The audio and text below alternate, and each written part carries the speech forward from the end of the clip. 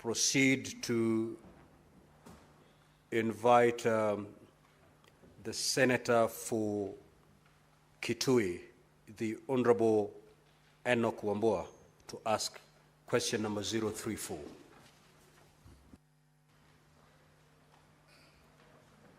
Clerk, please do the timing.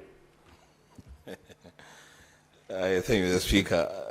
Given that we have 22 minutes for this one, I will spare the CS a few things that I wanted to say. Let me just go straight to the question. Question number 034. One CS, what is the current status of pension disbursements to former members of parliament who served between 1979 and 1992? B, has the National Treasury undertaken any review or adjustment of these pensions to ensure they remain fair and sustainable, considering the rising cost of living and inflation over the years? And lastly, what policy measures has the government put in place to ensure pensions align with prevailing economic conditions? I thank you, Mr. Speaker. Honorable CS, you may proceed to respond, bearing in mind that we have received a copy of your response, and therefore, if you may paraphrase, we are necessary to save on time. Proceed, Honorable CS. Thank you very much, Mr. Speaker. In the interest of time, I'll try my level best to paraphrase and summarize my response without losing content. Now, I rise to address a question that was raised by Senator Enoch Wambua that is question number 034. Regarding pension disbursement of former members of parliament who served between 1979 and 1992. The current status is as follows. Honorable Speaker and honorable members, former members of parliament who served between 1979 and 1992 were eligible for pension benefits have been receiving payments in line with the Parliamentary Pensions Act, Cap 196, as revised in 2012. And this revision significantly enhanced their pension entitlements by adjusting the actuarial factor from 1/600 to 1/300. Effectively, this doubled their pension benefits. And as a result, these former members of parliament received a revised pension lump sum and an adjusted monthly pension following the implementation of this Section 8.2 of the Cap 196, revised in 2012. But there are also further efforts to review the pensions which have been guided by the recommendations of a QME tribunal, which was appointed by the Parliamentary Service Commission to review the terms and conditions of the service for members and staff of Parliament. To implement these recommendations, several legislative attempts have been made. So there have been several attempts to amend the Act to accommodate the QME recommendations, which was recommending at least a living pension of $1,000 per month. There was the Parliamentary Pensions Amendment of 2019, which the bill which lapsed in January 2019. Then there was another Parliamentary Pensions Amendment Bill 2019, sponsored by Honorable John Mbadi, who was MP then, and this was rejected on 24th of September 2020 following presidential reservations. It was passed by Parliament but rejected by the President. Then there is the Parliamentary Pensions Amendment Bill by Honorable John Waluke. This is the bill in 2023 to implement 100,000 minimum pension. However, it faced opposition first from the National Treasury, which raised concerns about fiscal sustainability, and of course the SRC, which also deemed the proposal unconstitutional. The Parliamentary Service Commission recommended further consultations with stakeholders. So those three reasons made the bill not to see light of day. So in light of these concerns and presidential reservations, the Parliamentary Departmental Committee on Finance and National Planning recommended the rejection of the bill in its entirety, which was done. Now, review and adjustments to ensure fair and sustainable pensions, as has been asked by the honorable member.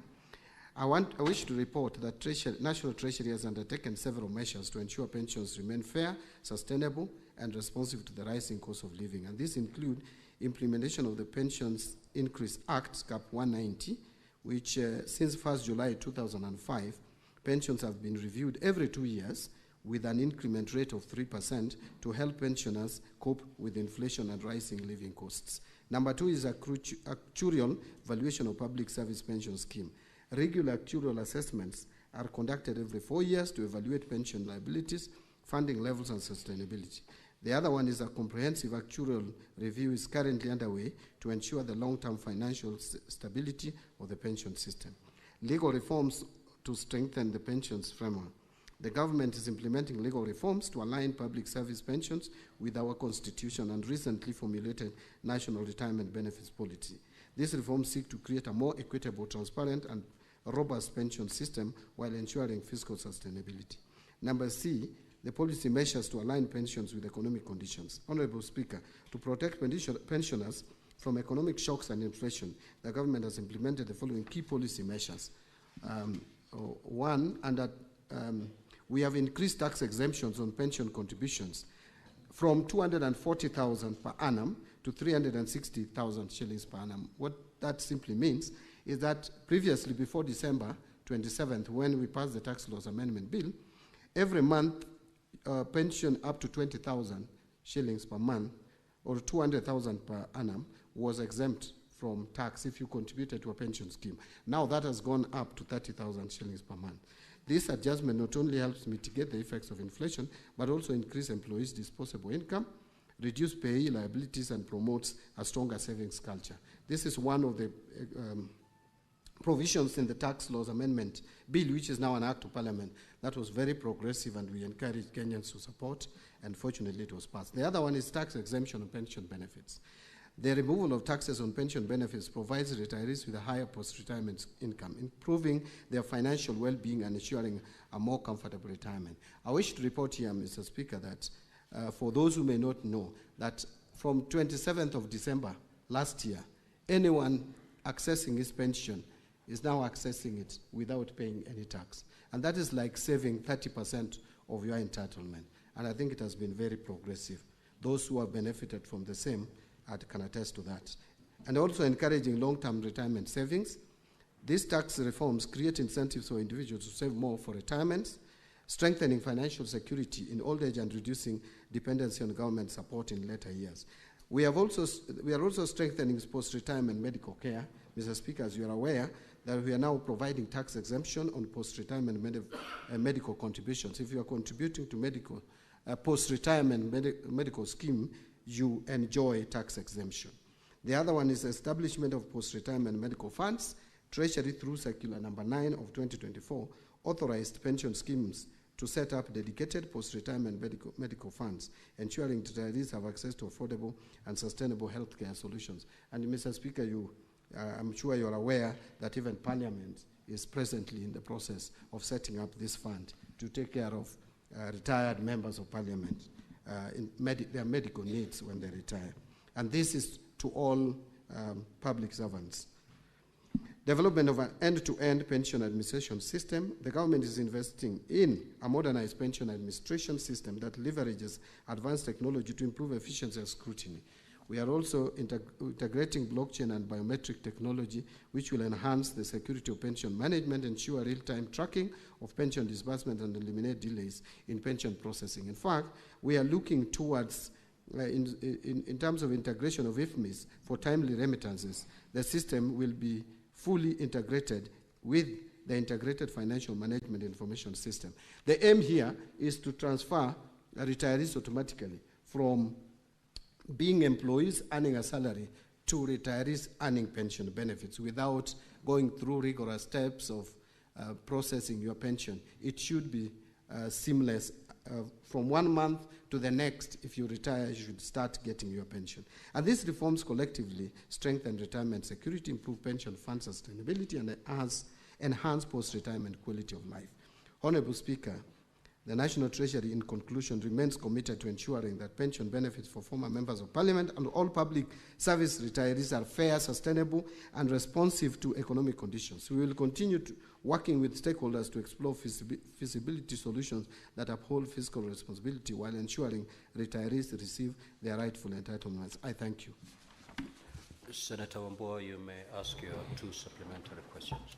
Honorable Senators, let us avoid speeches. Sure. In the interest of time, go straight to the question. Thank you, Mr. Speaker. Mr. Speaker, 2 quick ones. On question number 1, I expected the CS would give us actual amounts. Actually, that was my biggest interest. With the public money being used to pay pensions, I thought it would give us the actual amount, the lowest. What amount of money is the lowest pensioner earning and the highest earning? Because that will inform his response to the benefits that they have gotten from tax exemption. Then lastly, Chair, the second question would be, seeing as it were that the CS was himself pushing this agenda when he was a member of parliament, and now he's seated where he was pushing that agenda. Will he continue with this, or was he just playing politics? Thank you. Honorable PS, CS rather.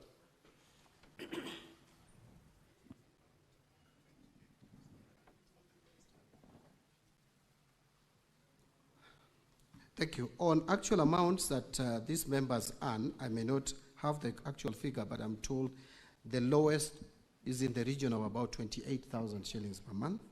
It is fairly low, and that is why there was a recommendation from the Kiumi Commission to push it up to a living pension of at least 100,000 shillings per month, or 1,000 US dollars per month. It was, I think, put in US dollar terms. But this, I want to repeat again, that you can only be able to change it if you amend the law, because the law as it is, you cannot change the actual amounts that these honorable members or former members of parliament earn. In terms of the CS pushing the agenda, yes, I pushed the agenda as a legislator who has the powers to legislate. Now I don't have that power. That power is with members of parliament to push for legislative amendment. I can only propose to parliament for an amendment, but I think this is a matter that parliament is well seized of. Parliamentary Service Commission is there, which is concerned with the welfare of members, both present and former, and if there is supposed to be any adjustment on pension entitlement to former members of parliament, the right people to push for that would be the Parliamentary Service Commission and members of parliament. Thank you. Senator Fomeru, the Honorable Kathuri Murumbi. Honorable CS, just note down those questions, because I'll be calling upon a number of senators so that you can respond to them at a go. Thank you, Honorable Speaker. Honorable Speaker, the last time the CS was in this House, I raised a question concerning former councillors. You can see issue about the pensions and gratuity and honorarium is really recurring every time. So you tasked the 3 committees of this House, the committee, JLAC, Labour, and Budget and Finance, and the National Treasury, to sit down and come up with a legal framework to facilitate the payment of honorarium and monthly pension to former councillors. So, Mr. Speaker, the 16 days you gave have lapsed. So I was, because the CS is here, I was looking at all the 3 chairs, none of them is in this House, because he is also party to this issue, whether maybe he can give a word on how far they have gone with that discussion on the legal framework, because that is what he said, that is what is lacking, so that he can release the money to the former councillors. Thank you, Honourable Speaker. Senator Boni. Mr. Speaker, my question is on policy. There is a member of parliament from Bungoma who served 4 terms. But after serving 2 terms, it was interrupted. He started enjoying his pension. Then he came back, served another 2 terms.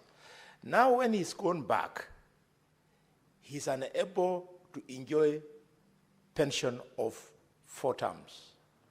Is it the policy of the government that such a member of parliament should be denied to enjoy pension of 4 terms? Instead, he's being referred to the first 2 years, first 2 terms, Mr. Speaker. The Senate Majority Leader. Mr. Speaker, a quick question.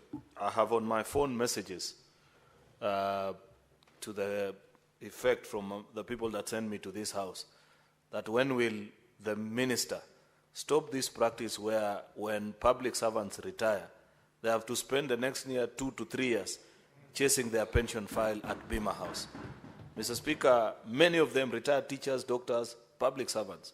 I have seen from the response of the minister that they're actually inputting an integrated blockchain and biometric technology. The only thing that is missing from the minister's answer is when. That's very important for the people that vote for me to come to this house to know that when they serve the public and eventually they retire, then they will receive their pension at the next month after, because that is how modern world should work, Mr. Speaker. Therefore, that's my humble request to the minister to know when. I thank you, Speaker. Senator John Newton. Thank you, Mr. Speaker. My question is not very different from what the majority leader has asked, and it particularly concerns teachers and police officers who are retired. Mr. Speaker, you will be told by the TSC, once you follow up, that the TSC has made all the necessary documentation and referred the same to Treasury. And why there are delays is because there is delayed disbursement by Treasury. And Mr. Speaker, I would want the CS to tell us what he is doing to prevent abuse of Article 223, because that is clearly where the problem with delayed disbursements are happening, where money set aside for a particular purpose like this for settling, for sorting out pensioners under Section 223, Article 223, then such monies are drawn and taken to other use. What is the CS doing to see to it that there is no abuse of Article 223? Thank you, Mr. Speaker. Senator Miraj. Asante Bwana Spika, swali langu halitakuwa tofauti na kiongozi wa wengi bungeni. Tuko na tatizo sawia katika sekta ya posta. Wale waliostaafu bado wanahangaika kutafuta marupurupu yao ya uzeeni. Tungependa waziri atueleze kuna shida gani wakati watu wametumia ujana wao kuitumikia serikali yetu, na wanapostaafu, wanapofika uzeeni, wanaanza tena kuhangaika kutafuta kiinua mgongo chao. Senator Lenku. Thank you, Honorable Speaker. I think we also have the same sentiments on the issues of KCC staff, where we have a problem that 300 million has been a problem for retirees who retired so many years ago. And the national government, the government has never paid these retirees 300 million only, and that case is National Treasury. Could the Cabinet Secretary just shed the light on that? Otherwise, they will die before the 300 million paid. Senator Eddy. Thank you, Mr. Speaker. Apart from people who don't get pension, there are people, Mr. Speaker, who actually get their pensions and they get stolen. I wanted to ask the CS whether he's aware that this is a project that is going on, where pensioners, especially teachers, we have got a number of cases that there is collusion with banks where their money gets up being defrauded from them. And specifically, if he's aware, what is the regulator under him doing, that is the CBK, to be able to deal with these issues in conjunction with the Treasury as well? Honorable CS, you may respond. You have exactly 6 minutes to do so.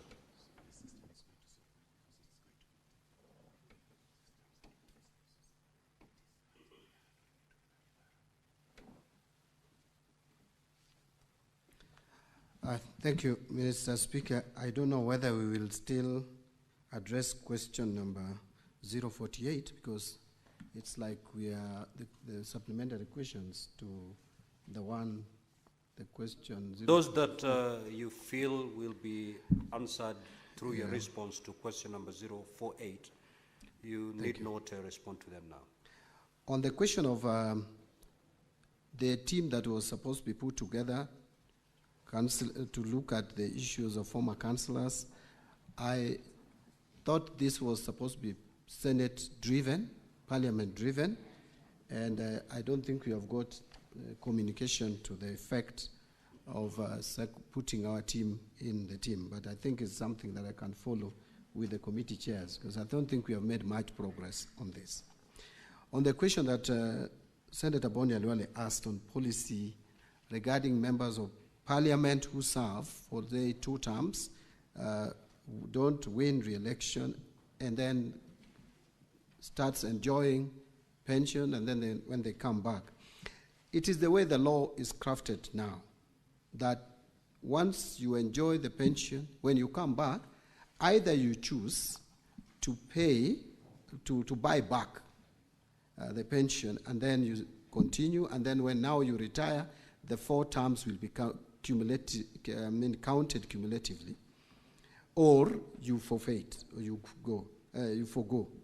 So, but there is an amendment to that effect that is being processed, so that we can allow former members who served for some terms and have come back to enjoy seamlessly the pension without that kind of a challenge. But the way the law is today, if you start enjoying benefits of pension, like myself today, if I come back again to Parliament, then I have to either buy back that period that I enjoyed the pension, or I forgo.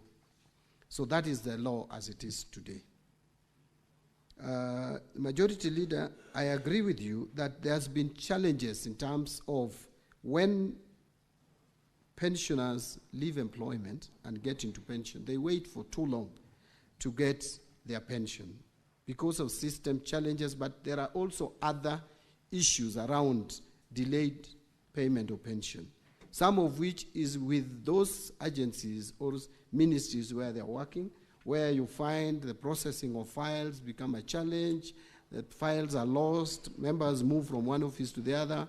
We have even had cases reported of corruption getting into the system, and that is why we want to integrate the system. We want to automate the system. When you leave system to manual, there is bound to be abused, and that is what the ministry is taking steps to ensure that that is dealt with. Now, I think Senator Fumuranga is asking that the abuse of Article 223 is the one that is denying pensioners money or reallocation of pension fund. I am not aware of any pension allocation that has ever been reallocated in any way. Actually, if there is any particular location that is always ring-fenced, it is the pension. It is the CFS going to pension. So that is not correct. Yes, there could be abuse of Article 223, which we are trying to work on. But again, you will also agree with me that that article was not provided in the Constitution in vain. The people of Kenya considered that there could be circumstances that would merit or warrant provision of additional funds that was not appropriated by Parliament or National Assembly for that matter.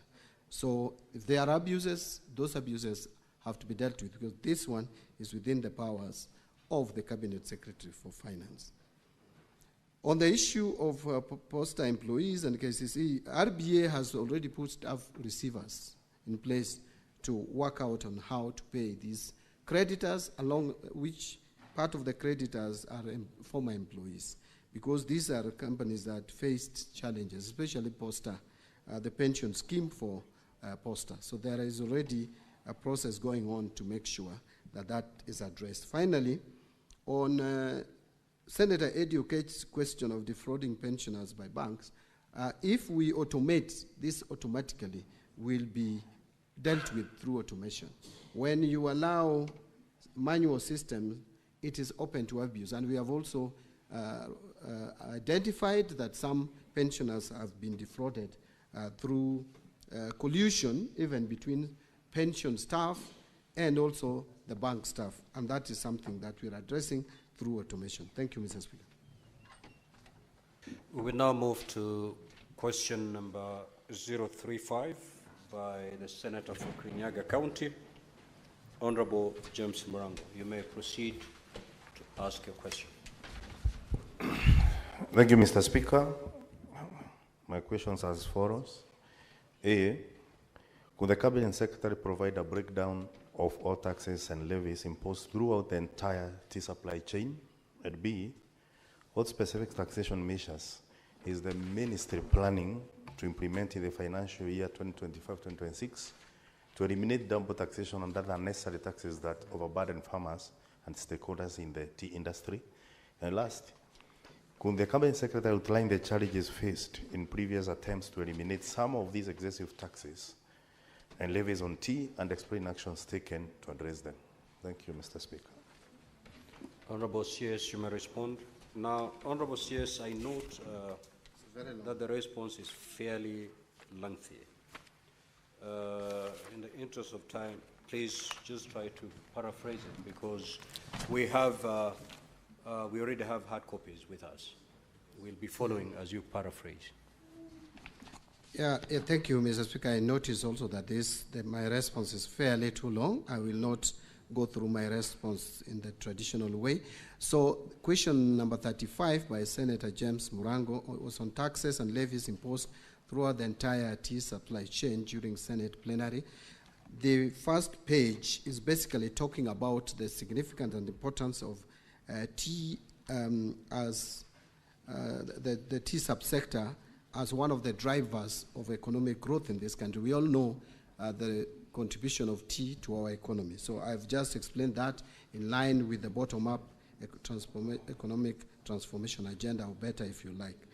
Now, in the financial year 23-24, the government implemented a number of interventions specifically for the tea subsector, which included provision of processing equipment to tea cooperatives and establishment of a tea value addition hub and promotion of investment into the hub, export market development and export promotion, and provision of fiscal incentives and establishment of warehouses for value-added tea in key development markets. So these are reforms that are ongoing. I've also indicated how much tea has been contributing to our economy. Export earnings, I've already also explained how much we are getting in terms of export earning contributed by tea subsector. So in the financial year 25-26, as outlined in our budget policy statement of 2025, the government will be executing the following key intervention to further boost the tea subsector, and that is already enumerated: value addition, market development, farmer support. So these are explanations about what the government is doing, and infrastructure, putting up infrastructure, especially like in Dongokundu, special economic zone, and constructing research and development facilities for tea. So coming back to the question, where I was asked to explain or provide a breakdown of all taxes and levies imposed throughout the entire tea supply chain, I want to say that tea subsector benefits from numerous tax incentives, in fact, that supports its growth and sustainability, making it a thriving subsector. So this subsector is one of the subsectors that is actually cushioned, that is actually enjoying incentives, as opposed to getting to a sector that is subjected to additional taxes. So there is no VAT. I've just explained some of the exemptions or tax incentives, especially on VAT. I have said that there is no VAT charged at this level, at the farming level for tea. There is no VAT on inputs such as fertilizers. There is no, there is agricultural services are exempt from VAT. Agricultural farming tractors are exempt from VAT. I've also indicated that imported agricultural machinery used for land preparation are duty-free, but only attract VAT at 16%. Railway development levies at 2%. IDF is at 2.5% of the customs value. Tea processing, 100% investment deduction by tea factories located outside the cities of Nairobi, Mombasa, or Kisumu are also exempt. In fact, I think we should now add Eldoret and Nakuru, although there is also a thinking that we should remove this requirement at all of only cities, because cities are becoming many, and again, we feel it is unfair to the cities. Machinery used for tea processing is currently duty-free under EAC common tariff, external tariff. Income of an entity, including tea processing factories, are charged corporation tax at the rate of 30% like any other factory. Processed tea sold in the domestic market is subjected to VAT at 16%. Transportation services on unprocessed tea are exempt from VAT, and processed green tea is VAT exempt, and locally purchased tea for value addition before exportation is zero rated. Marketing and distribution. Under marketing, tea brokerage services enjoy exemption from VAT. Locally purchased tea for value addition before exportation is zero rated. So, Honorable Speaker, manufacturers of packaging materials locally for uses by exporters of locally produced goods such as tea and horticultural products import raw materials duty-free under the EAC duty remission scheme. Packaging materials of all goods, including packaging for tea, also attract 16% like any other.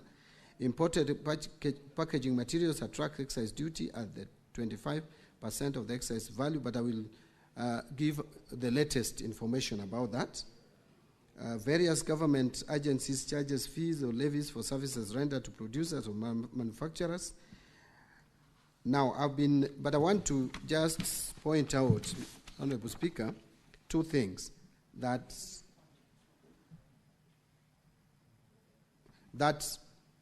in the finance bill of 2025, we have done two things. Number one, we are proposing to exempt packaging materials used for tea and coffee from VAT. This exemption will only apply when packaging materials are imported or locally purchased, with a recommendation from the Cabinet Secretary responsible for agriculture, given that the use of these materials isn't exclusive to coffee and tea packaging. This measure aims to protect these crucial sectors while also safeguarding government revenue.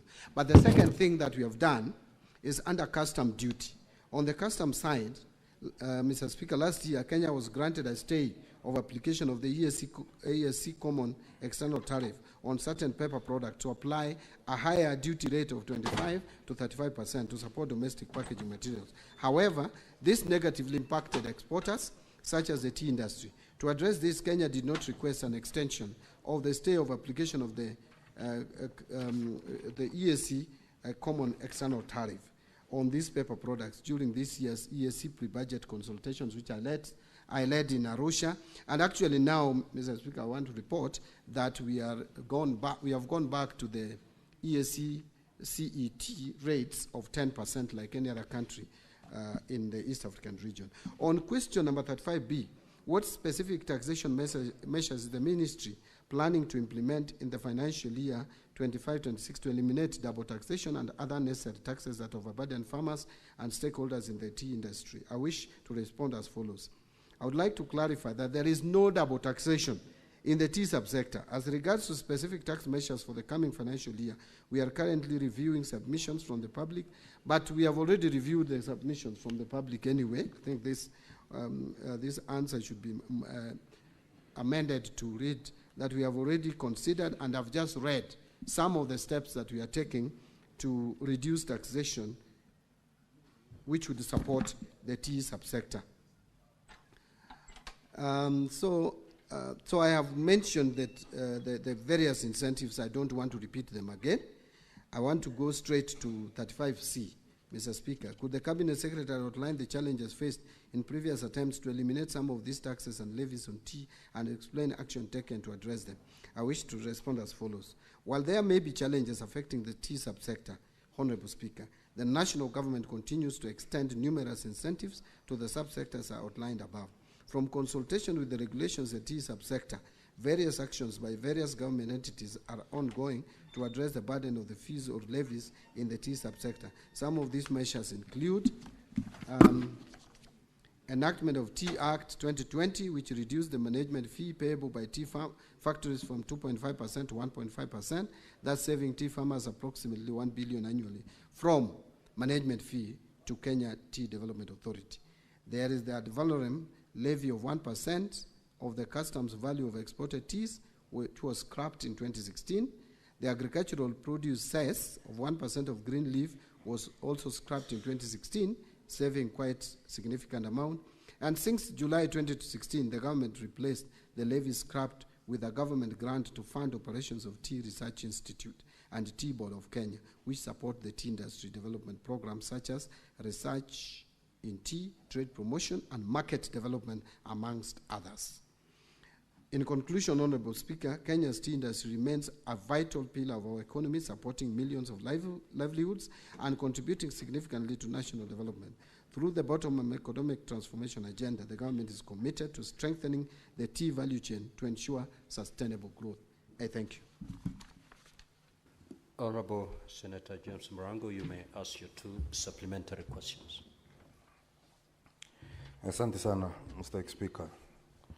Mstahiki Spika, swali langu la kwanza zilikuwa kwa takwimu waziri aweze kupeana zile anda na kondi zote ambazo zinalipwa na wakulima majani chai.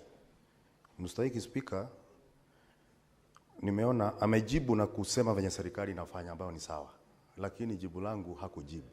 Mstahiki Spika, kulingana na nakala niko nazo, mkulima majani chai kutoka mbunge la kitaifa, kutoka serikali kuu mpaka zile za ugatuzi, analipa anda na kulipa kondi tofauti 42. Na nilipokuwa mwenyekiti wa kamati ya ukulima, tulikuwa tumekaa chini na kuwa tumeelewana kwamba serikali itajaribu kupunguza hizi. Lakini kwa sababu ambazo sijaelewa, waziri hakuziweka wazi. Kwa hivyo ningetaka kusema, Mheshimiwa Spika, kwa swali hilo sikuridhika na majibu ambayo waziri amepeana siku ya leo. Kwa sababu Mstahiki Spika, nilikuwa natarajia kama ni taasisi ama halmashauri ya kuokota kondi, inaokota kondi zaidi ya 5 hapa. Ukiangalia halmashauri ya Nema ina kondi inaokota. Ukiangalia kama ni taasisi yafa kuna kondi inaokota. Ili tuweze Mstahiki Spika kujibu swali na kuendelea mbele, ningeomba waziri anapoenda anijibu hili swali ili niweze kusema na asema. Swali la pili, Mstahiki Spika, ni kwamba katika bunge la kitaifa kuna nakala ambazo waziri aliweza kupeleka pale mwaka huu, ambayo ilikuwa ina kondi mpya ambazo zilikuwa zinafaa pia kutozwa wakulima kahawa. Mstahiki Spika, hiyo sheria ambayo iko katika bunge la kitaifa, na niko na nakala hapa ambayo iliwekwa katika gazeti la kiserikali. Ningetaka kuuliza wasili, kilimo cha msingi kitawekwa kondi mpaka lini? Kwa sababu nchi zinazoendelea kilimo cha msingi akiwekangu kondi na anda ili mkulima aweze kunufaika na mazao yake. Asante sana Mr. Speaker. Honorable CS, you may proceed to respond. Mr. Speaker, I tried to put together some of the taxes that are and levies that are put or charged on tea, right from the farming level. I put a paragraph. The tea processing, I put a paragraph. Marketing and distribution, I also put a paragraph. If the honorable member has any other levies that need not to be there, I think the best thing to do is to recommend for those levies to be removed. But as far as I'm concerned, I have enumerated what I am aware of are taxes and levies on tea. I think he has talked about some amendment that is in Parliament to put some charges on coffee. Yes. Maybe you, Honorable Speaker, with your permission, you can explain again. You can come repeat the question again. Mr. Speaker, ukinipa nafasi nitamwonyesha waziri.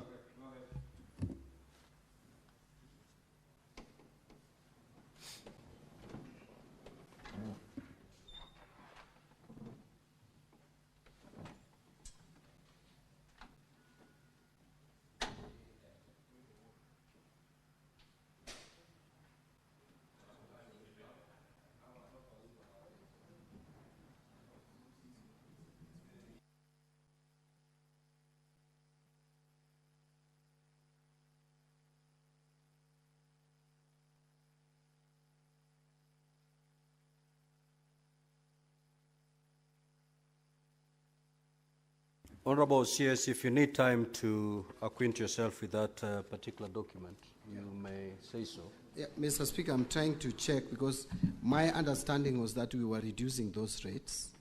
And so it's just demonstrated to me the rates that are on the first schedule and the second schedule.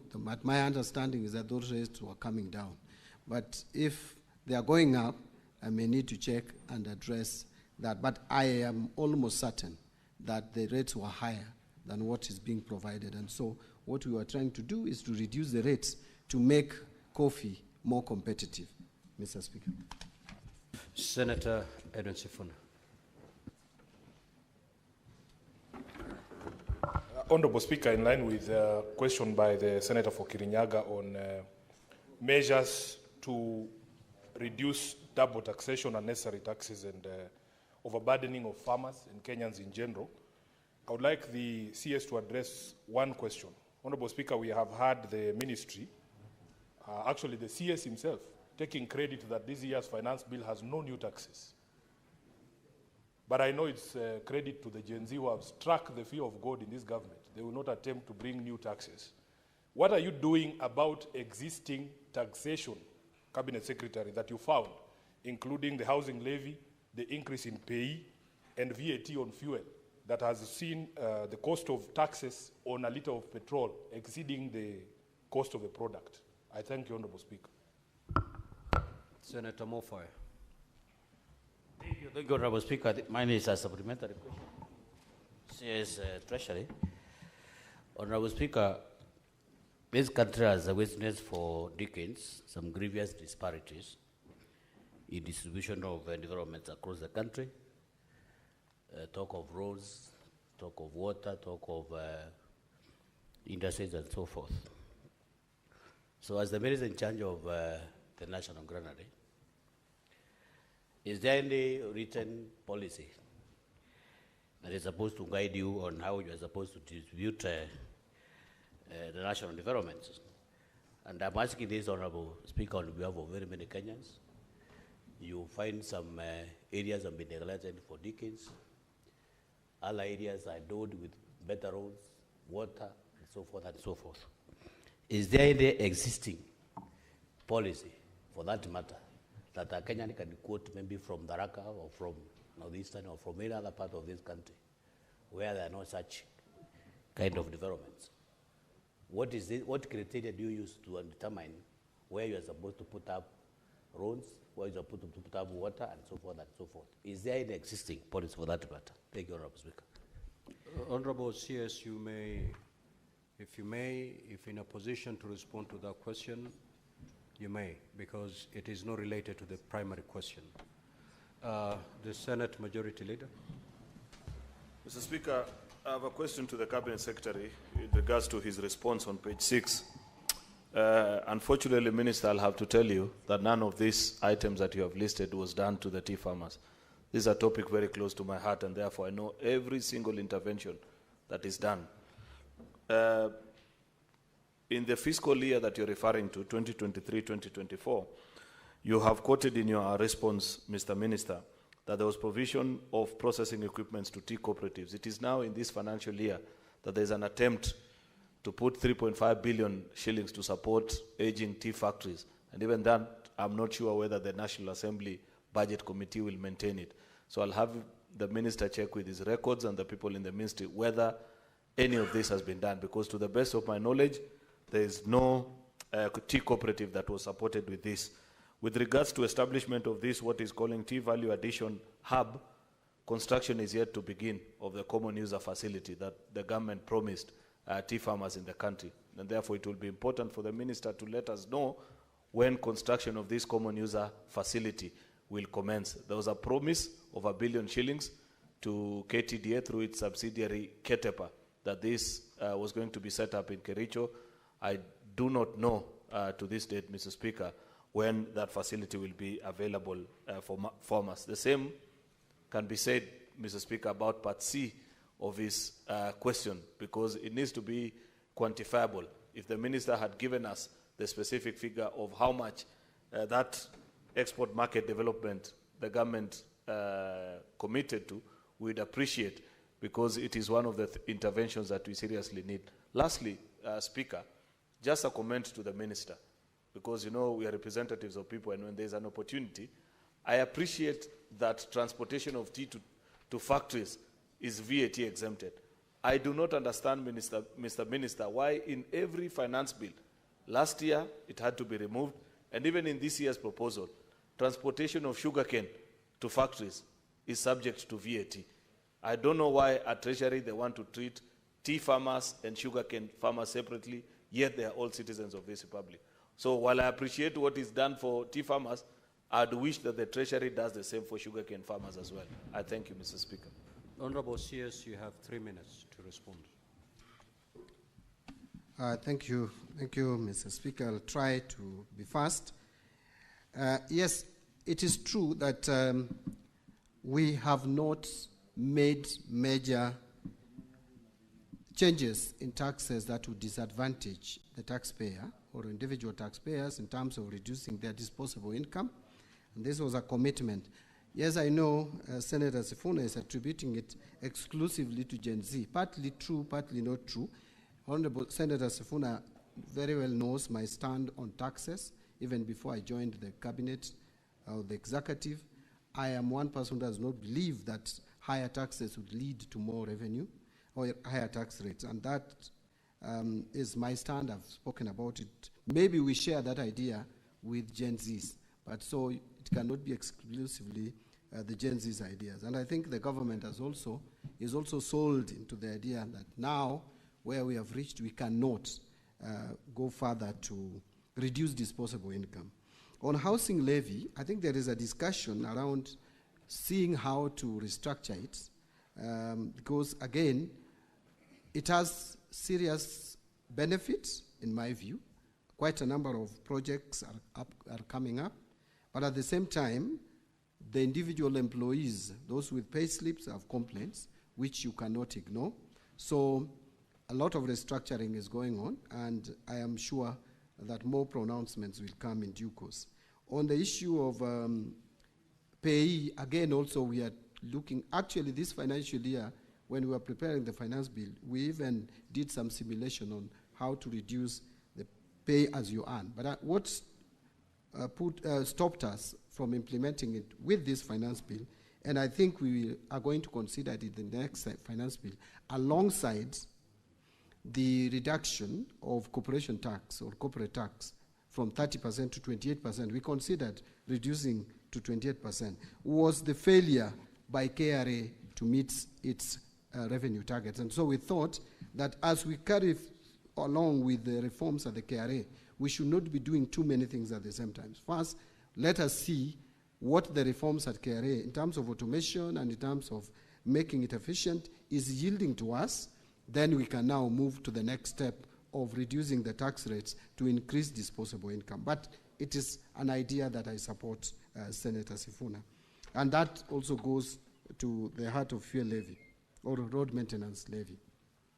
On distribution of development across the country, yes, Senator, it is true, Mr. Speaker, that over the years since independence, that we have not been very fair and objective as a country in terms of distributing or budgetary allocations to regions. And this is what has brought the tension that we have in the country, where people believe that for you to get development, then your people should be the ones in power. And I think devolution was meant to cure this, but it's still at the same time, still it has not been fully cured. We are trying, and it is not something that you are going to do in a day, to try as much as possible to be equitable in the distribution of resources. And I think the budget that we have produced addresses it to some extent. It has not fixed it, but addresses it. Take, for example, and I've given this example, that since independence, the children in Tana River have been eaten by crocodiles as they crossed River Tana going to school. For bridges, one bridge costing just 100 million, yet you find many of us have tarmac roads up to our homes. It is not fair. So many of us have tarmac roads up to our homes. So many of us have piped water in their houses, even in rural areas. Yet, Tana River, those children, for just 100 million, have been eaten by crocodile. That is, we cannot live in such a country of iniquity. So, inequitable resource distribution. Remember, for the first time, I want to say here, Dadaab constituency, for example, is going to see 30 seconds more. The first tarmac road. And I can go on and on. You see the first major road in northern Kenya being under construction since independence, from all the way from Meru, Isiolo, going to Garissa, Wajir, all the way to Mandera. 740 kilometers being done in this government to enhance equity. Now, the majority leader talked about, I can just answer the majority leader by saying that I am going to follow through some of these initiatives, including the support to tea cooperatives, common user facility and all that. We have put some allocation in the budget. I hope they will not be taken away by the National Assembly. And then I will make sure that the monies are released or the exchequer is released to support the tea sector. Thank you very much. We now move to question number 048 by the Senator for Kisumu, Honorable Tom Ojenda. You may proceed to ask your question. Thank you, Mr. Speaker. Yes, Deputy Speaker. Honorable Speaker, I'm very much aware that you are constrained by time, but you know, Mr. Speaker, when members are asking questions not related to the subject matter, as we come from areas that, you know, the best in the world, and under question to the CS, but when now we start digressing and we don't ask the prime questions, Mr. Speaker, then some of us will be lost. So, Mr. Speaker, can you give me a latitude just to ask him one question? So that... Honorable Senators, this is not for me to tell you. The standing orders are very clear. On, if you read Standing Order 51C, 7A and B, it's very clear that one, you need to ask one question, and that one question must be related to the primary question. Now, if you take to the floor and give us a speech, time doesn't stop running. For those who feel they have more questions to ask the CS on this particular subject, you can always post that question, and we'll invite the CS to come back. This should not be the end of responding to questions related to taxes on agricultural produce. Senator Tom Ojenda, proceed.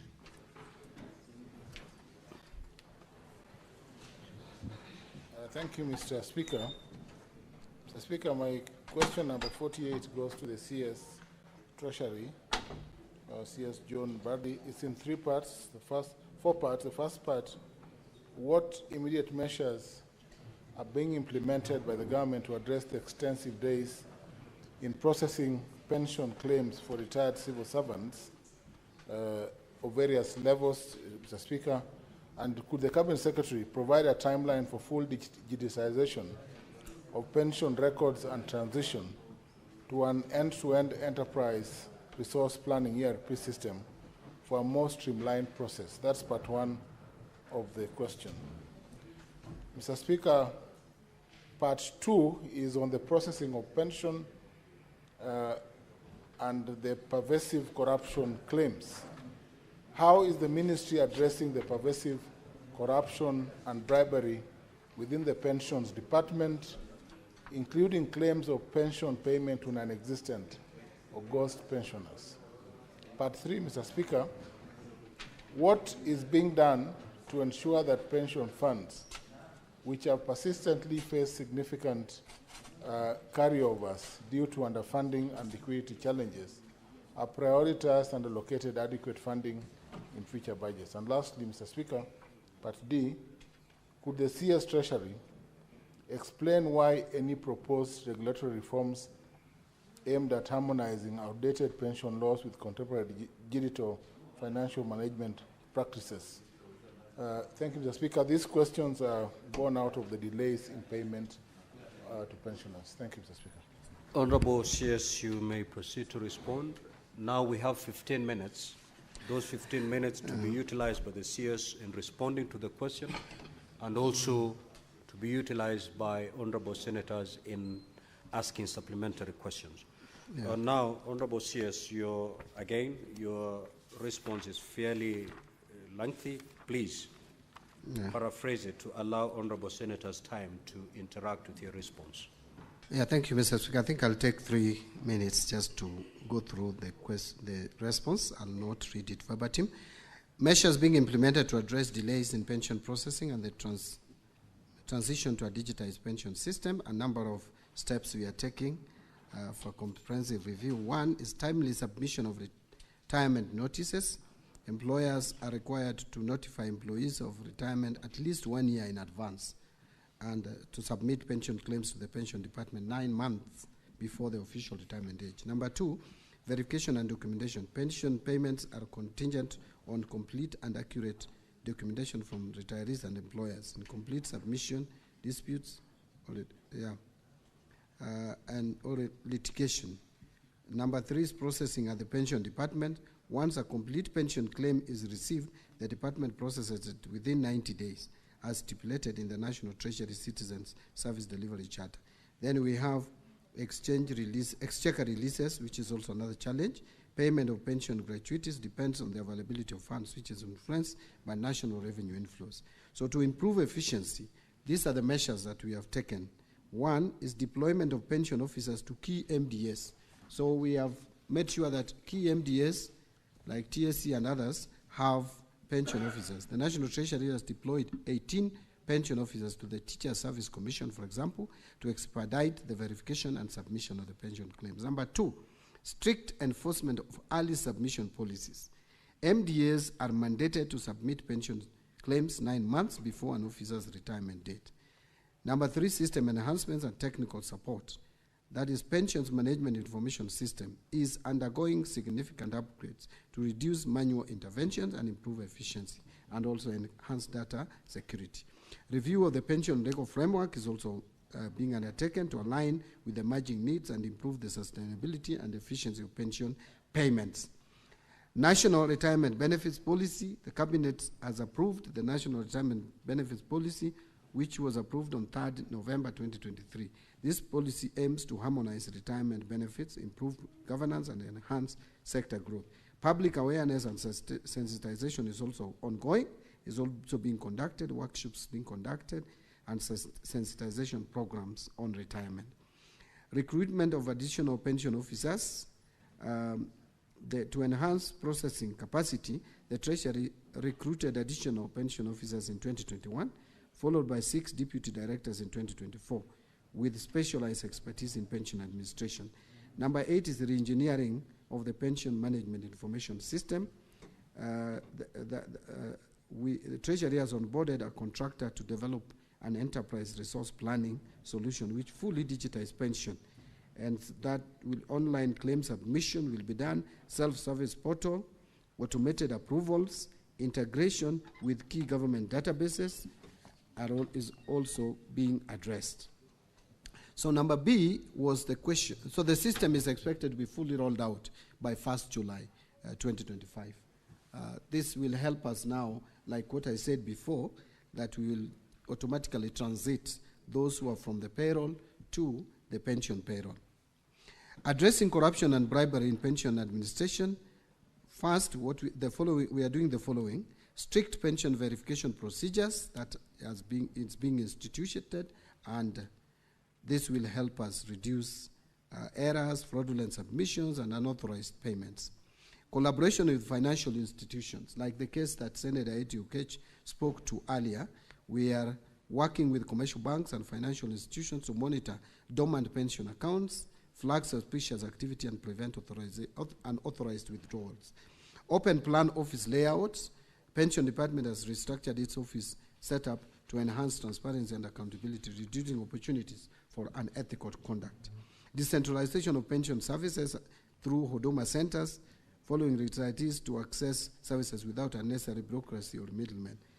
Number 5 is integration with the National Death Registry. The Treasury is integrating biometric verification with the National Civil Registry to detect deceased pensioners in real time and prevent continued payments to non-existent beneficiaries. Biometric pension verification and e-pension system has also been implemented. Collaboration with the investigative agencies to deter cases of corruption. Now, number C is ensuring adequate budgetary allocation for pension payments. That was also asked. The Treasury is committed to ensuring that pension obligations are fully funded and liquidity challenges are minimized. And to achieve this, prioritization of pension payments. Pension payments are treated as a first charge obligation in the national budget, ensuring they are allocated sufficient funds. So it is in the CFS as a first charge. Addressing carryovers and cash flow constraints. Outstanding pension obligations due to cash flow challenges are prioritized in the subsequent budget cycle. Like 2023-24, we carried forward 23 billion. That is pension unpaid at the end of the financial year. That became the first charge and was paid in the 2024-25. But that has also put a strain on our 2024-25 finances. But now I'm happy to report that as we speak, in fact, between 30th of April and 21st of May, it would interest you, Mr. Speaker and the honorable members, that within those 3 weeks, we paid a total of 17 billion, 17.4 billion to the pensioners. And now we have a balance to pay of only 16.9. So compared to last year, when we carried over 23, up to date, and the year is not yet over, we have 16.9 billion to pay. And I think we are going to do much better than last year, although we should do 100%. Addressing carryovers, I've spoken to. Timely issuance of monthly pensions, again, that is one of the steps that we are taking. Regulatory framework for pension administration. The National Retirement Benefit Policy approved in November 23, together with the provisions of the Constitution, provide the foundation for modernizing and aligning pension laws with contemporary economic and demographic realities. In line with this, the government is implementing key regulatory reforms, which are as follows. The legal reforms, we have on the scope, the Task Force on Public Service Pensions Legal Framework, formally appointed on 17 September 2024, is tasked with reviewing existing pension laws and identifying gaps and hinder effective service delivery. Then there is legislative and regulatory amendments. The task force will propose comprehensive reforms to enhance efficiency.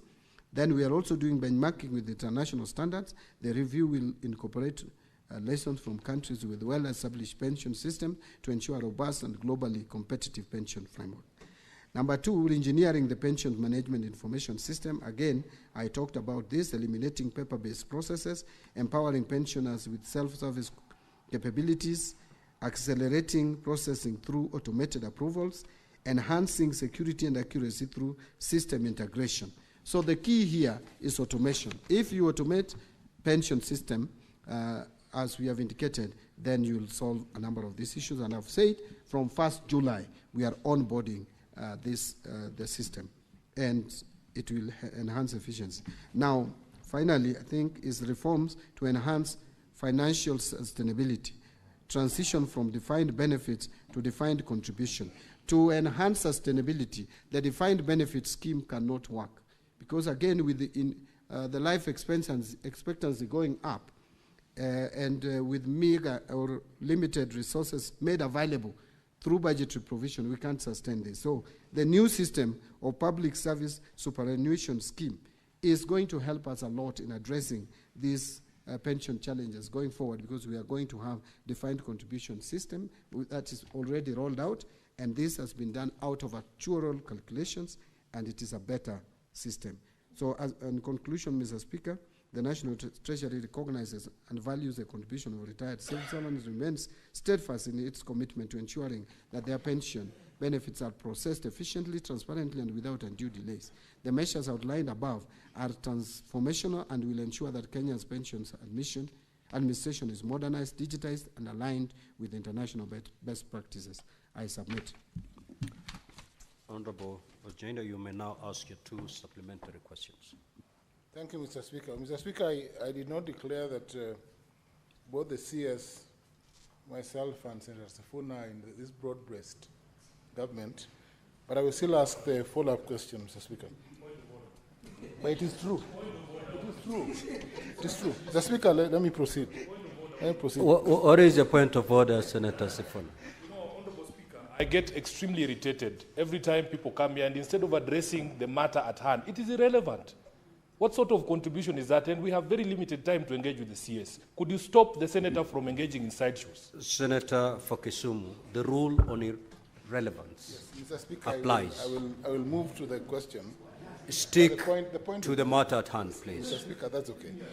Mr. Speaker, my supplementary question is on the point that the CS has addressed, the public superannuation pension scheme.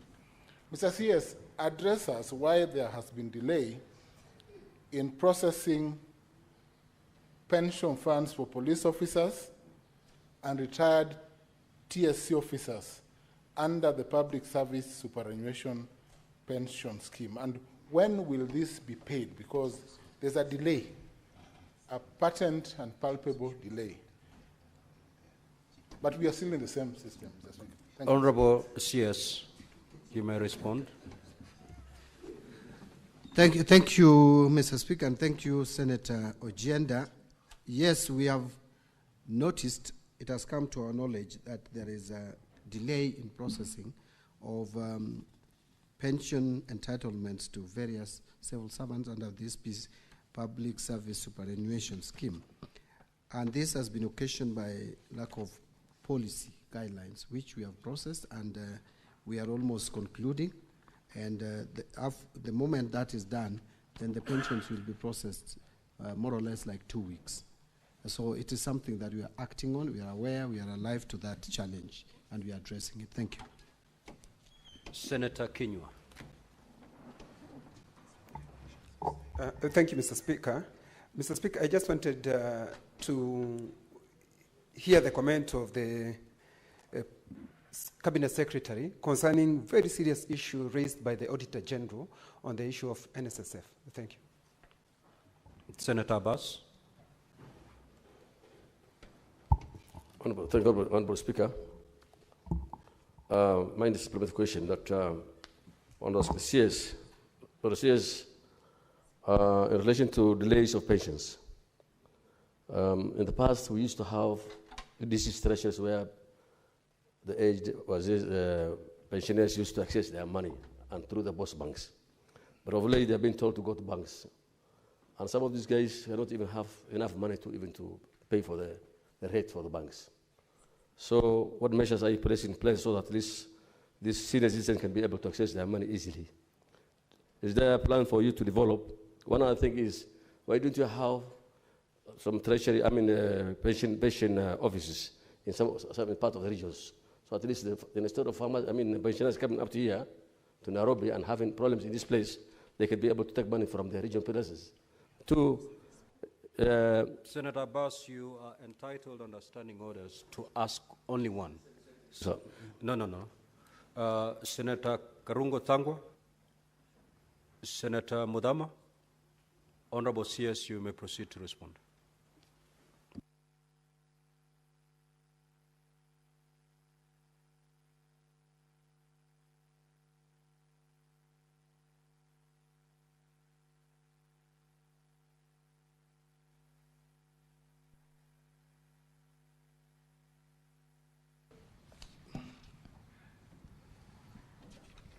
On the question that was asked, is it really working?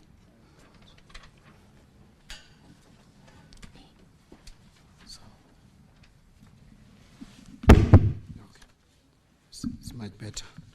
Now, on the question by Senator Kinyua on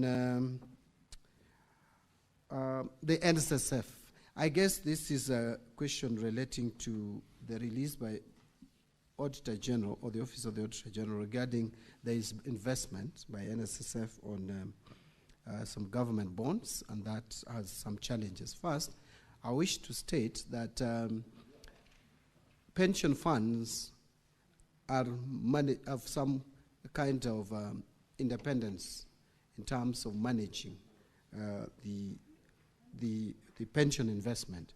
And they have, they recruit custodians and fund managers to do that and advise them on how to invest, where to invest. So if there are mistakes that they committed in terms of investment, then there is a process that would deal with that. As the Auditor General has flagged it out, and already I am aware that a parliamentary committee is on this matter. I would only wait for the parliamentary committee to conclude its work, make recommendations. That is Public Investment Committee of the National Assembly, I think. Make its recommendations, and then action can be taken, especially if there is any action regarding policy direction that the National Treasury needs to put in place to deter any future involvement. Because again, in terms of actions for someone who has deliberately, if there is any deliberate act, then that we have relevant departments and offices dealing with that. On the issue of pension officers being deployed, we are trying to move away and make this work, this whole question of managing pension be automated. And so we are having a self-service portal we are putting in place that they don't have to move. The pensioners don't even have to move anywhere. Even at the comfort of their homes, they can access almost all the services that they need without going, including if they have a system of accessing their banks. They would just file documents and start withdrawing money to their phones from the bank, and it becomes very easy. And we have also put in place services at Huduma centers to support this. Thank you. I think that's what I would say on this. Thank you, Mr. Speaker. Thank you. We shall now move to question number 79 by the Honorable Senator Karen Nyamu.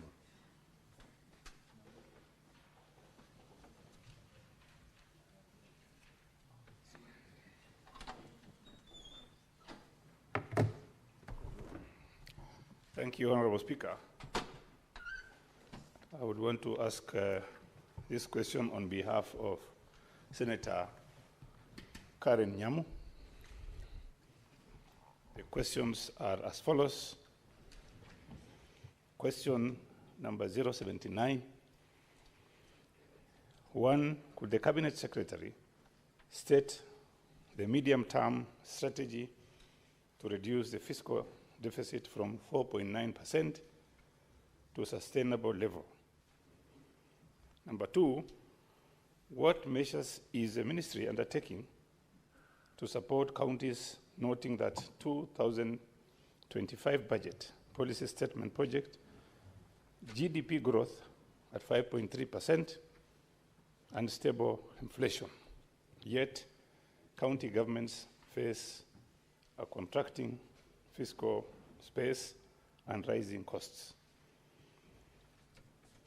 3, what interventions is the ministry implementing to address the pending bills crisis in the county governments, particularly in Nairobi County, where pending bills have accumulated to approximately Kenya shillings 121 billion, and what mechanism are being enforced to ensure timely settlement for supplier debts and prevent further accumulation? 4, how does the National Treasury plan to manage increased domestic borrowing by the government without crowding out private sector credit and stifling economic growth in light of constrained external financing and the lapse of the International Monetary Fund, Extended Fund Facility, and Extended Credit Facility, and program signed in April 2021? Thank you, Honorable Speaker. Now, Honorable CS, we have 15 minutes within which to respond and also to allow supplementary questions from Honorable Senators. So kindly paraphrase. We already have your substantive response. Proceed. Thank you, Mr. Speaker. Mr. Speaker, in responding to this question, although this is an area that I become sometimes very passionate, but I will not go overboard. So to effectively manage the prevailing fiscal deficit in Kenya, the government through the National Treasury is adopting and has adopted a multi-pronged approach with notable focus on both revenue generation and expenditure control. So you can call it revenue generation and expenditure or fiscal consolidation. So there are several steps or approaches to this. Number one, strengthening financial controls. Number two, diversifying borrowing sources. Number three, improving debt repayment planning. And number four, promoting efficient resource allocation. Those are the steps that we are taking to ensure that we manage, or rather, we reduce the fiscal deficit to manage the debt sustainability. So, for example, in this financial year that we are going to 25-26, we plan to have a budget deficit of about 4.5%, not 4.3 as indicated in the document. We have revised it to 4.5% compared to 4.9, which of this current financial year. Actually, it's going to be about 5.1% this financial year. So we are reducing the budget deficit. The best way to address or enhance or ensure debt sustainability is to persistently and consistently reduce budget deficit year by year. I want to report, Mr. Speaker, that in 2020-2021, the budget deficit was 8.3. 21-22, that came down to 6.2% of GDP. 22-23, it came down to 5.6. 23-24, you see we are coming down. We came down to 5.3, and now we are at 5.1, and we want to move to 4.5 continuously, and in the medium term, we'll be at 2.7. So that is what the reduction of budget deficit will help us on debt sustainability. But then, that can only be realized through fiscal consolidation. Fiscal consolidation here simply means, one, you enhance revenue collection. And that is why we are working on Kenya Revenue Authority, automating their processes and procedures to make sure that we enhance efficiency and effectiveness of that institution. But also, we are working on the other side of managing expenditure. And managing expenditure and managing prudence in use of public funds. Mr. Speaker, I want to report here that one step that we have taken to ensure that our revenues are realistic, because that is one area that has resulted over the years in over-budgeting, which has given us high fiscal deficit.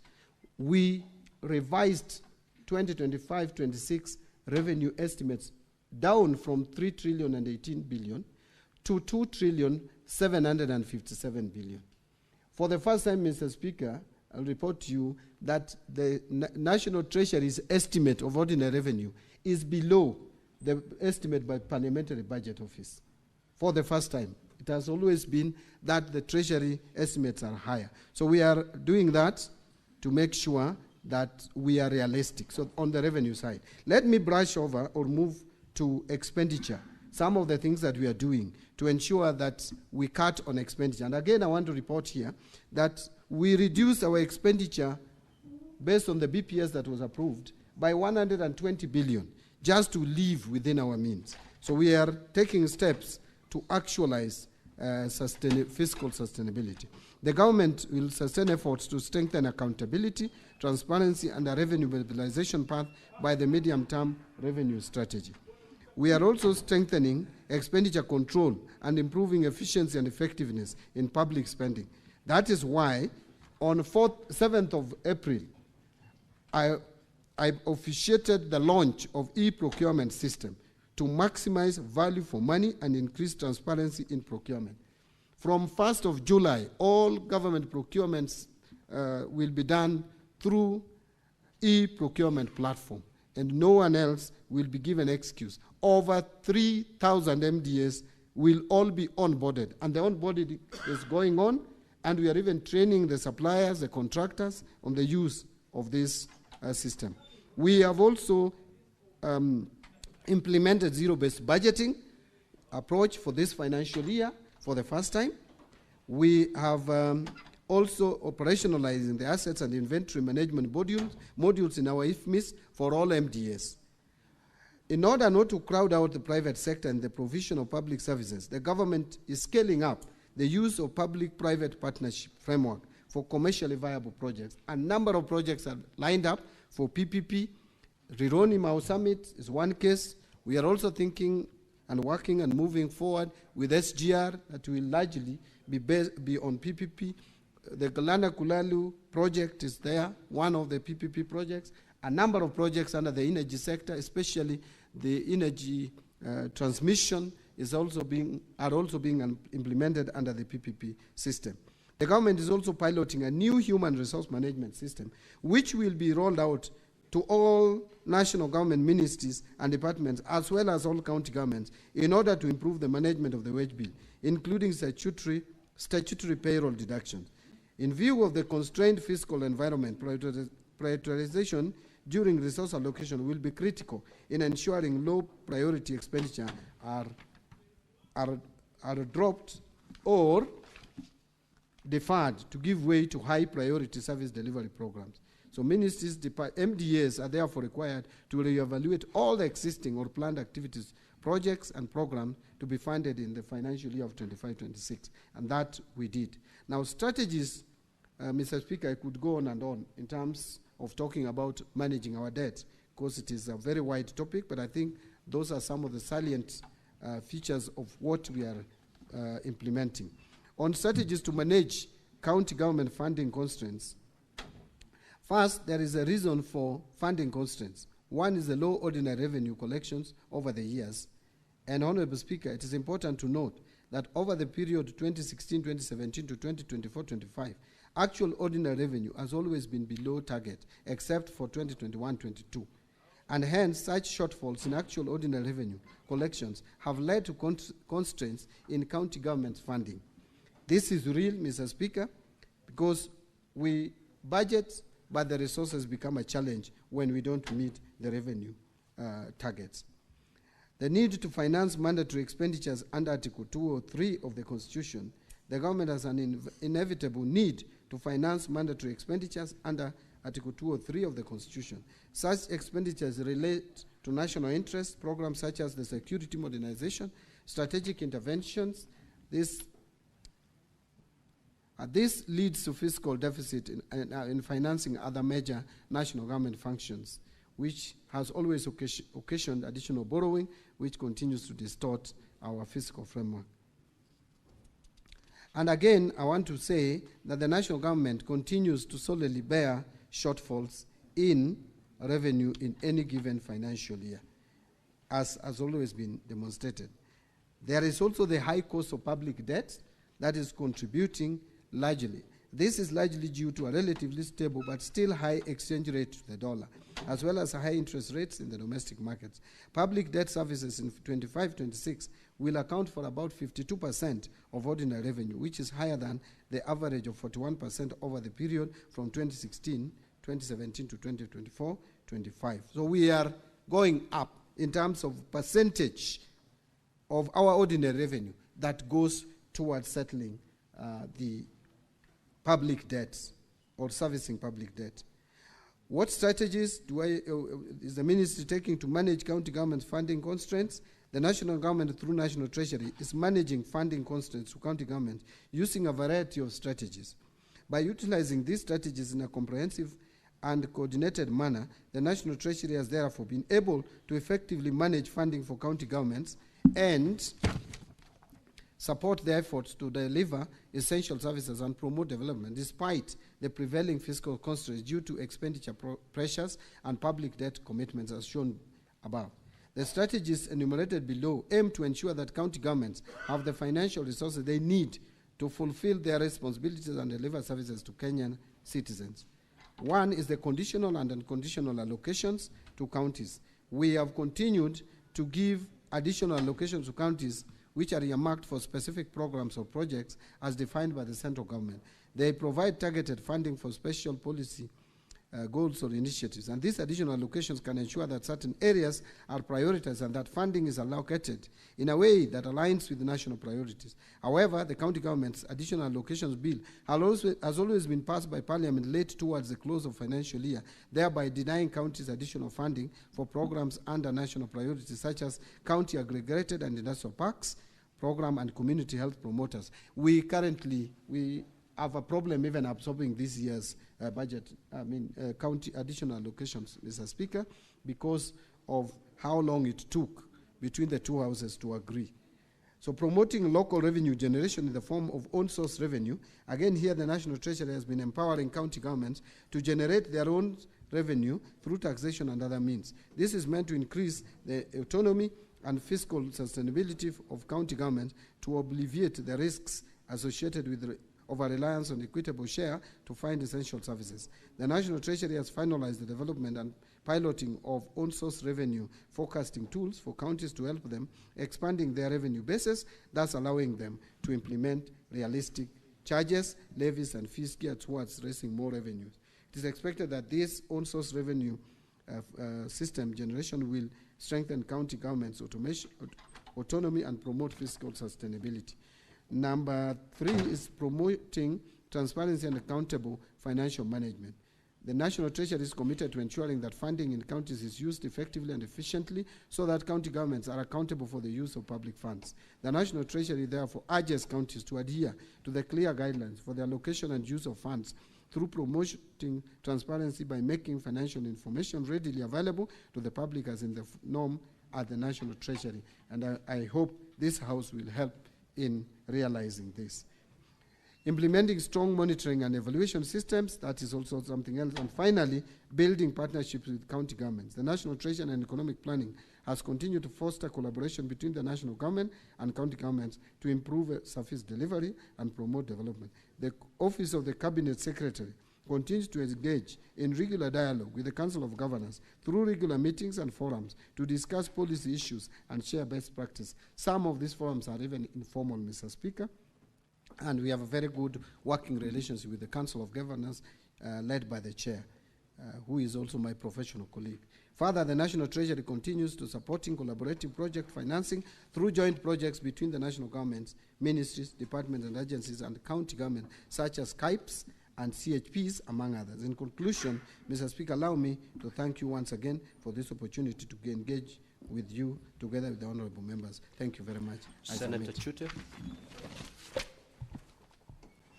Thank you very much, Honorable Speaker. Very quick questions. I wanted to know from the CS what interventions is the ministry implementing in regards to pending bills, where you will find one pending bill that has been passed by the county assembly, and then the governor has his own list. And this comes to COB, and the governor's list will be paid.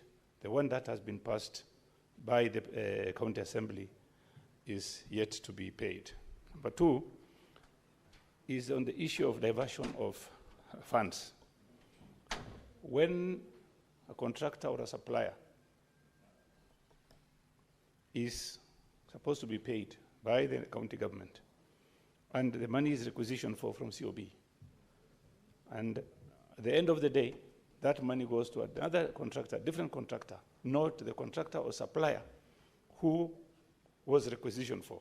So how is the ministry going to deal with this matter? Thank you very much, Honorable Speaker. Honorable CS. Thank you, Mr. Speaker. I think the two questions are linked together. They're very related, where you find that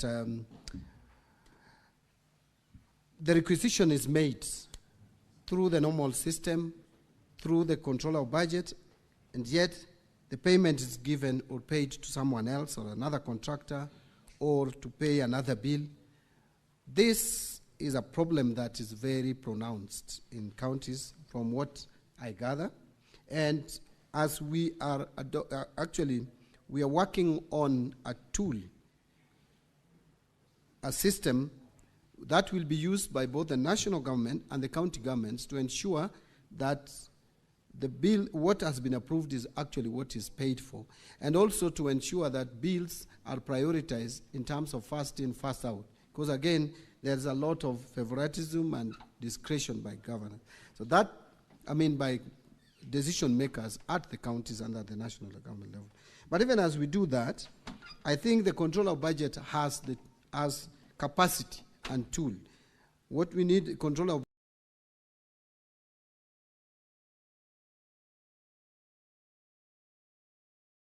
to exercise or do, is to make sure that their approval is respected, so that they rein on the county governments. The control, I mean, the Auditor General can also be taking the approvals from the control of budget and use it to audit the actual expenditure. And then I also want to ask this Honorable House, the Senate, that this is also an area where you can help. I know you have helped before, but I think you can help more by ensuring that it's not even micromanaging, by ensuring that what has been approved is what is actually paid. Because these cases are too much. They are reported, we live in this country, we hear about them, and nothing seems to be happening to stop this, which I call actually illegal diversion of funds. Because if control of budget has approved money to be spent on a particular manner, that is how it should be spent. It should not be spent in a different manner at all. So we, as National Treasury, are working on a system that would ensure that payments are made in line with the approval. As that is being done, I think we can still use the current system and supervision to help deal with some of these challenges. Senator Sotsi. Thank you, Mr. Speaker. Mr. Speaker, let me start by congratulating the CS for the good work he's doing at the ministry, at the Treasury. Indeed, you are the expert that we have been talking about. I have two quick questions, Mr. Speaker. One is that the CS has talked about constraints in disbursing monies to the counties. And I would like to make reference to the disbursement schedule we passed last week to disburse money under additional allocation to the county. Maybe you can elaborate to this House what constraints you are facing. Because I spoke to my governor yesterday, and he told me that though we passed some monies, that money has not hit the account. Instead, there was a communication from the National Treasury about the further delay. Go straight to the question, Honorable Sotsi. So what are these constraints the ministry is facing, particularly in disbursing the money under additional allocation that we passed the disbursement schedule last week? Number two. Honorable Gosotsi. Yes. Understanding Order 51C 7B, you're entitled to ask only one supplementary question, okay. which well. you have. Very well, Honorable Mr. CS, proceed to respond. The constraints generally would be on cash flow challenges, especially where the funding is from GOK, and more particularly where we fail to meet the revenue targets by KRA. And I will tell you that we have so much demands. At times there are some months which are very bad, especially the months where we are paying loans. We are repaying loans. We usually have challenges in the month of January, February, very serious challenges in the month of May, and then July. Those are months where we repay the Chinese loan on SGR, and those are the same months like January where we pay capitation to schools, and the capitation to schools is at times almost 50 billion. And remember, every month we pay 80 billion salaries. So if you add 80 billion, you add to say 40 billion, that's already 120, and you add that to debt repayments, we sometimes come to 50, 60, you're already beyond 200. And revenue collection in a month is averaging around 200 billion. Now, that then puts a problem to funding counties, puts a problem to funding other development expenditure. But I will tell you, we still work very hard to make sure that counties get priority in terms of funding. And sometimes we look at even the balances of counties and release some money. When we have limited resources, release some funds to some counties which have low balances. Those who still have high balances, we again tell them when they spend, we give. As we speak, we have paid up to end of April all the monies to all counties. But we have May still outstanding. And of course, we have June. And we have that constraint. Honorable Speaker, this year particularly, I think has been a terrible year. Apart from the fact that we had that economic shutdown, and I want honorable members to listen to me on this. Apart from the economic shutdown that we had for almost 2-3 months. You have 1 minute, Honorable CS, to... Thank you, Honorable Speaker. If you could add me 2 so that I could do 3, just to explain this bit. The economic shutdown led to slowed economic growth in the country and failed meeting of our targets in terms of revenue collection. But we also did not conclude with IMF the 9th review. So we lost 765 million US dollars going to budgetary support. As we speak, the World Bank's funding, or BOP, seems to be going to July. Because one of the things is that some of the legislations that were precedent to the release of these funds, Mr. Speaker, delayed in the legislative process. The conflict of interest bill was a key bill for World Bank to give us the funding. And when it was unlocked, there was no time to take our approval to the board. Now you see we are going to June 30th with 97 billion whole that I did not prepare for as Cabinet Secretary. Now, these are challenges, Mr. Speaker, which inhibit our release of funds. Even when sometimes National Assembly puts pressure on me on CDF, I don't even know what to do because the resources are constrained and we have to balance needs.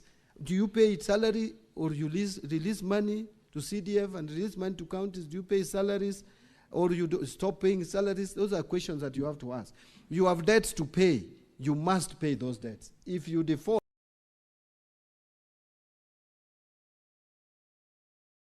the implication for our economy is it's dire. Remember, as I conclude, Mr. Speaker, the reason why we have tried very hard to make sure that we meet our obligations. There were 6 countries that were mentioned in 2021 by IMF as candidates for restructuring, as candidates for default. 5 have defaulted. It's only Kenya which has survived. Angola has defaulted. Ethiopia has defaulted. Ghana has defaulted. Chad has defaulted. And Zambia has defaulted. 5 economies out of 6. Only Kenya has survived. I would want Honorable CS. I would want to urge and request this Honorable House to help support me, support the government, support my ministry, so that we don't fall to where these our contemporaries are fallen. And I am confident we are not going to fall there. That is why sometimes you see some challenges, but we'll outlive these challenges, Mr. Speaker, with your cooperation. Thank you very much. Thank you, Honorable Senators. I'm afraid we may have to terminate our interrogation and interaction with the CS at that. Honorable CS, thank you so much. You are now free to leave. Clerk, you may usher the CS in charge of mining. Now, Honorable Senators, this morning we lost 30 minutes waiting for quorum. 30 minutes that we would have otherwise utilized to interact with the CS Treasury. And therefore, I urge you, we need not ring the bell for us to get a quorum. if he can be able and if he can purpose to be in the chamber by 9:30, then we'll have more time to interact with honorable CSs.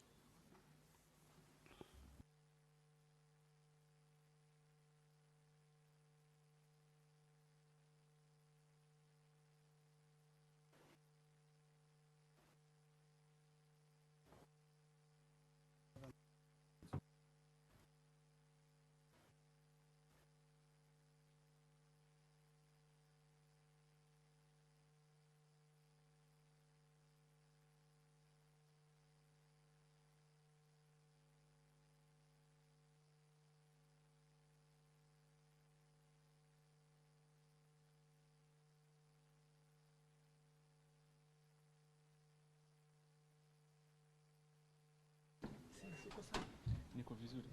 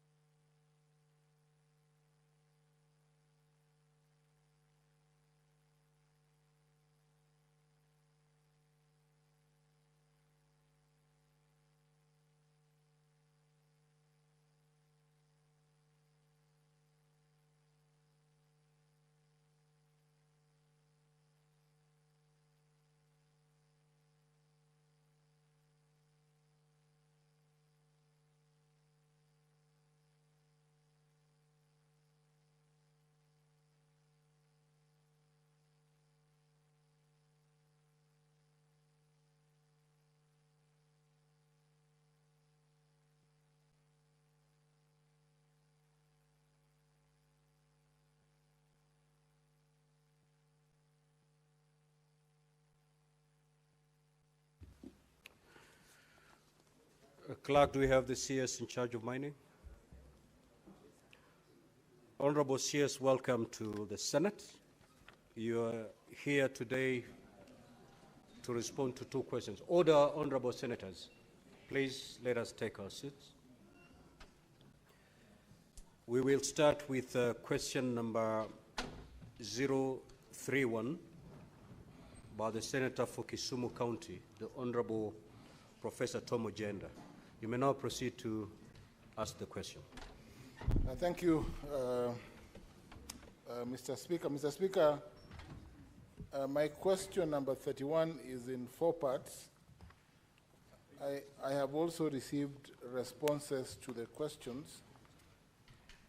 I will ask the questions, but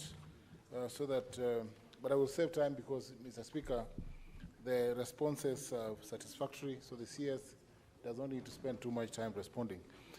Mr. CS, the first question, part A, what regulatory framework exists for mining in Kenya, particularly regarding the safety of miners and prevention of child labor? And could the CS explain the attendant enforcement mechanisms? Part B, has the ministry conducted assessments or surveys to establish the extent of illegal gold mining operations in Kisumu County? And if so, could the CS disclose the findings and explain any efforts by the ministry to regularize illegal mining operations? Part C, what training or capacity building programs does the ministry offer to small-scale miners in Kisumu County regarding modern, safe, and sustainable mining practices in view of the various fatalities already recorded in various areas in Kisumu County? And lastly, could the Cabinet Secretary explain the steps taken by government to mitigate the negative environmental impacts of gold mining operations in Kisumu County? That's all, Mr. Speaker. Honorable CS, you may proceed to respond. You need not read your response verbatim, you may like to paraphrase it so that we, in the interest of time, that is. You may proceed, Honorable CS. Thank you, Honorable Speaker. As indicated by Honorable Senator, that we have furnished with the relevant responses. I just wanted to assure the Senator or the House that indeed we are on course in training and capacity building on our artisanal miners and adhering to the regulatory framework and of course Mining Act 2016. Mr. Speaker, the Senator had asked on the preparation of the artisanal miners and capacity and licensing processes. I just wanted to inform the House that we have now formed cooperatives. We have undertaken capacity building. We are in line with our regulatory framework to ensure that they adhere to the regulations. So I am happy, Mr. Speaker, that the Honourable Member is satisfied with our responses.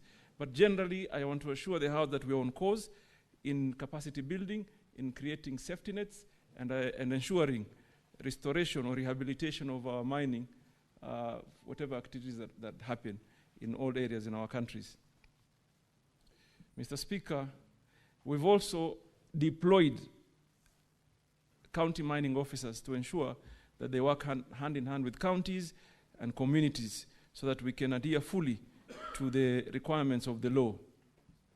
So, in other words, we've not only decriminalized the artisanal activities, but we've also created processes of ensuring they adhere to the rule of law and also are supported accordingly, working with other partners such as NEMA, Ministry of Environment, and Ministry of Cooperative. Mr. Speaker, I submit.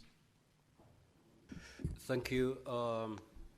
Senator Tomojenda, you may ask your 2 supplementary questions. Mr. Speaker, I have no supplementary question to the CS. I'm satisfied with the response. Thank you, Mr. CS. Senator Wambua.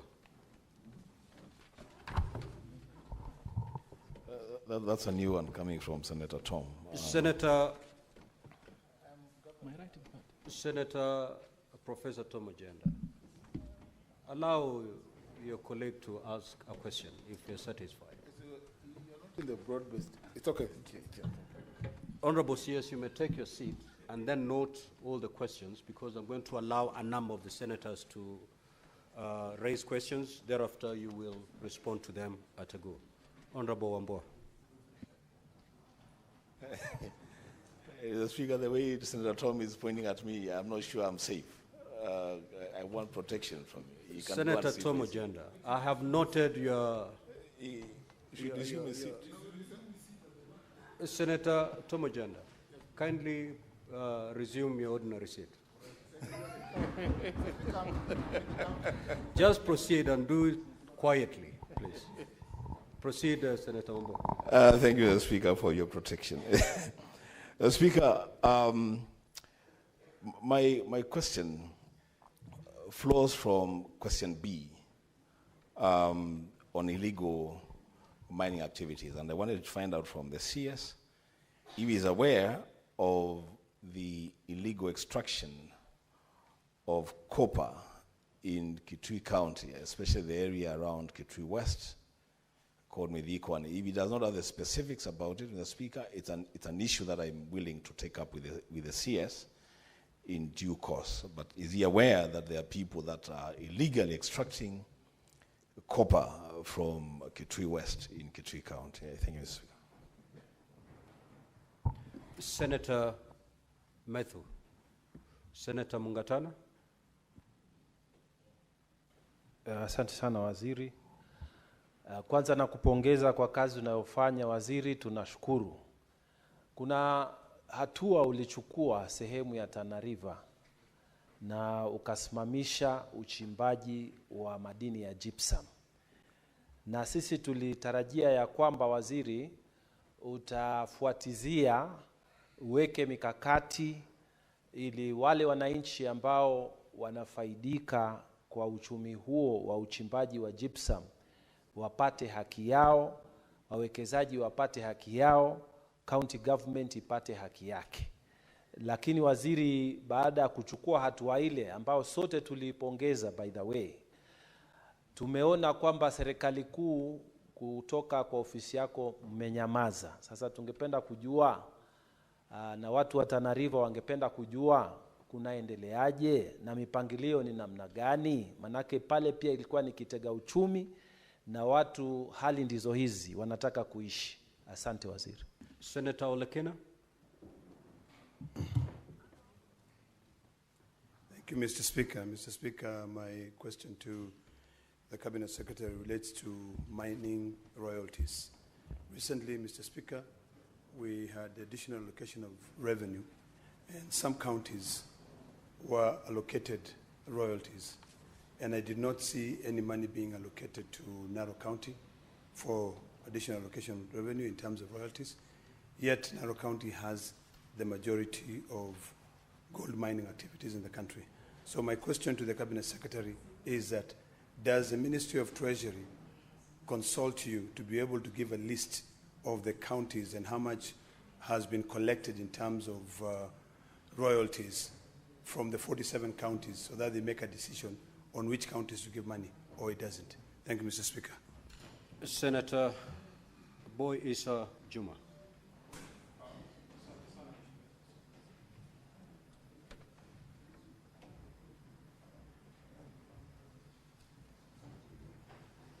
Asante sana Mheshimiwa Spika.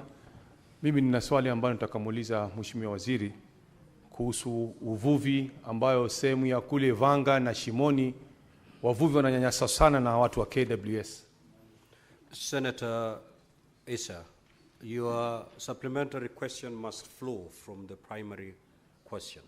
So you may want to wait until the Waziri responds to the second question that is related to fisheries.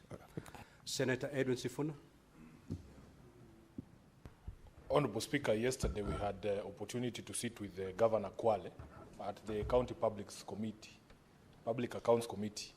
The question I wanted is been asked by Senator Olekina, that in fact the Governor Kwale confirmed they have never received royalties from this government. So maybe when he answers that question, he will answer us as well. Senator Kenyuri.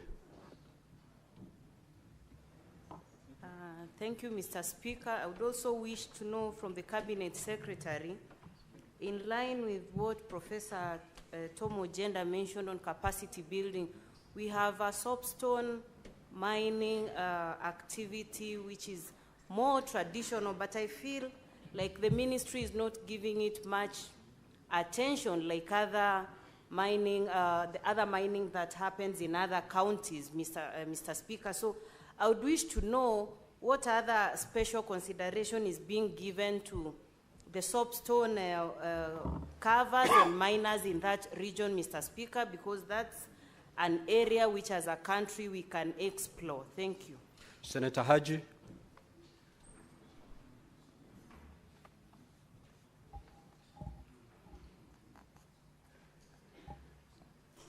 Could I have the mic? Oh, thank you, Mr. Speaker. Mr. Speaker,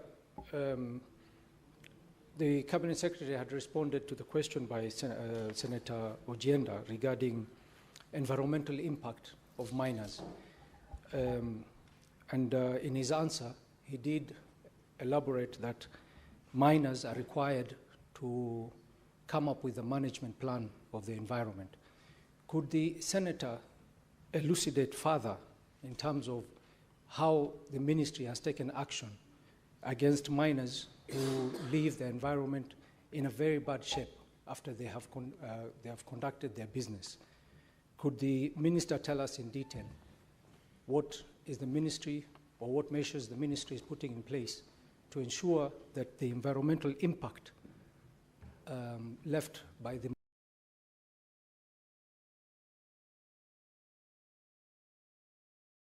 adequately addressed? Thank you, Mr. Speaker. Honorable CS, you may respond, and you have 3 minutes to do so. Mr. Speaker, if you'll allow me, I would like to start with the last question by Senator Haji, and I think it is an important one. One of the reasons as to why we've had to stop some mining operations, like the gypsum one, it is in the manner where the mining activities had been conducted earlier. Lands have been turned to barren land and abandoned quarries. And it is interesting because the pastoralist communities such as Garissa and Tana River and others suffer lots of losses because of losing livestock that fall into the pits. And that's one of the reasons that's why we have cancelled operations. What we are doing is to enforce. Initially, the ministry did not have an enforcement unit. We had a police unit, an AP unit, but now we have the CI unit that pursue those culprits that did that, and we're taking them through necessary action. So I want to assure you, Senator, there's some cause we are following. Senator Ekunyuri, you asked about soapstone. We treat all miners the same. Artisanal miners, a decision that was made is across all minerals. There's no specific treatment for specific mineral. So I just want to assure you, we have considered all minerals and all practices by artisanals. And all of them have been put in cooperatives and capacity build them so that they can be able to aggregate and access market easily. So even licensing, we use the same procedures, same protocols to ensure everybody gets licensed. Mr. Sifuna asked me about the royalties. I share your concerns, Senator. And I am already now negotiating with my committee of National Assembly to be able to undertake some reform, whereas when royalties are paid, they are disbursed to the rightful places on time, so that communities don't have to depend on Treasury. And obviously, I'll be consulting and seeking your support to be able to amend the law, so that if someone pays royalty, 70% goes to national government, 20% should go to counties, and 20% should go to communities. And CDAC, 1% gross, should directly go to the community. So this is a matter that requires reform in our law, and I'm already in discussion with the relevant committee at National Assembly, and I'll be looking forward to engaging you in Senate. Mr. Olekina, I'm not so sure whether you're right by saying Narok may be the biggest gold producer. We really don't have the data.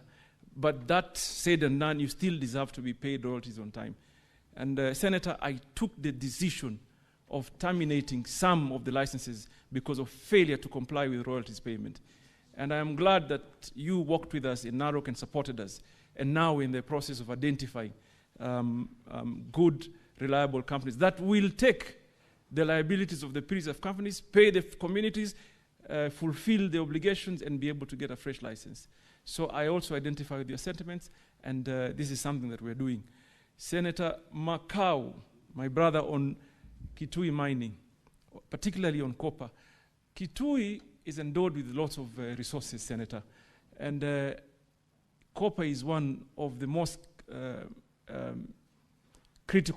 important critical mineral around the world today. And when we came in, we found that there was a lot of export of copper ore. We took a decision as a ministry. We stopped export of copper ore, and as we speak, there's not a single tonnage of copper that is exported, and therefore we are slowly managing extraction of our copper. What we are doing as a ministry today is to be able to consider the entire value chain, meaning if we have copper deposits in the country, we should be able to move it to copper concentrate and copper cathode to be able to achieve job creation and wealth creation. So, Senator, I assure you, the ones that had been mining earlier, we are pursuing them through our DCI unit. The ones that are doing today, we have now deployed districts mining officers to ensure there's no illegal activities, and we are working with the Ngaos in the districts so that we can be able to tame these mining illegal activities. The Senator for Tana River, Danson Mungatana, umeniuliza mambo ya gypsum, my brother, it is the same problem. Swala lilikuwa lile tu la uchimbaji mbaya wa madini. Na kampuni mingi ambao reapply haziwezi kuqualify kwa sababu waliwacha the mines walikuwa nazo mapema kwa hali ambayo haistahili. So for Tana River tumeshapeana leseni kama 4 hivi za gypsum baada ya ushauriano na the local leadership, mjumbe, MCAs na by extension the county. So kuna operations ambaye imeanza about 4 companies. Nataka kuhakikishia kwamba shida ya mining ilikuwa, hiyo pia inahusisha na Garissa. Watu walikuwa wanachimba gypsum kutumia a mining permit. Mining permit huzungumzi na jamii. You don't need community consent to get a mining permit. Sasa tumegraduate hiyo ikuwe a mining license, whereas communities ni lazima wahusishwe. So I want to assure you, Senator Mungatana, that we are on course in ensuring people adhere to the rule of law and participation of the community. I submit, Mr. Speaker. Thank you, Honorable CS. We'll now move to question number 047 by the Senator for Senator Miraj Abdullahi. You may proceed to ask your question.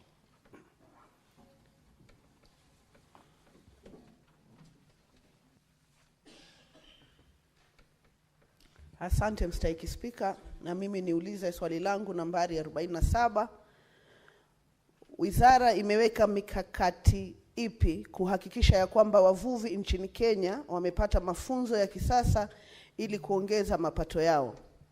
Swali la pili, je, waziri anaweza kutoa maelezo kuhusiana na matumizi ya shilingi bilioni 1 zilizotolewa na idara ya masuala ya kimataifa ya serikali ya Canada, Global Affairs Canada, kufadhili mradi wa wanawake wanaoshiriki katika biashara za baharini maarufu kama Investing in Women in the Blue Economy in Kenya, IWBEC project, na kuweka wazi majina ya kampuni na vikundi vilivyofaidika, kaunti wanazotoka, waliofaidika, fedha walizopokea na lini walipokea fedha hizo?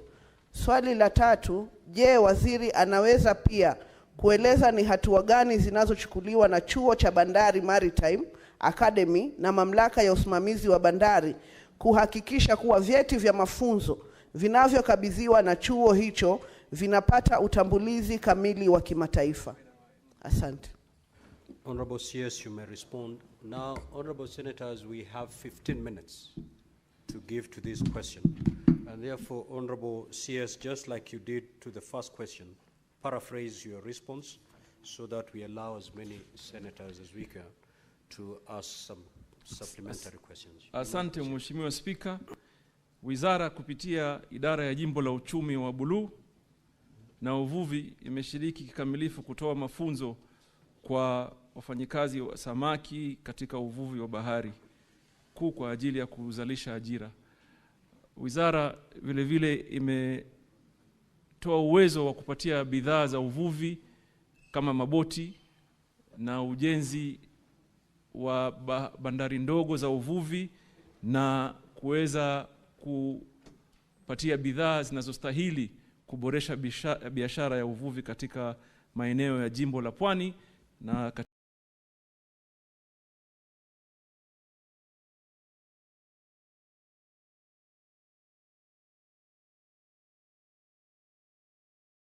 ya Lake Victoria na Lake Turkana, na tukiendelea kuongezesha mbele.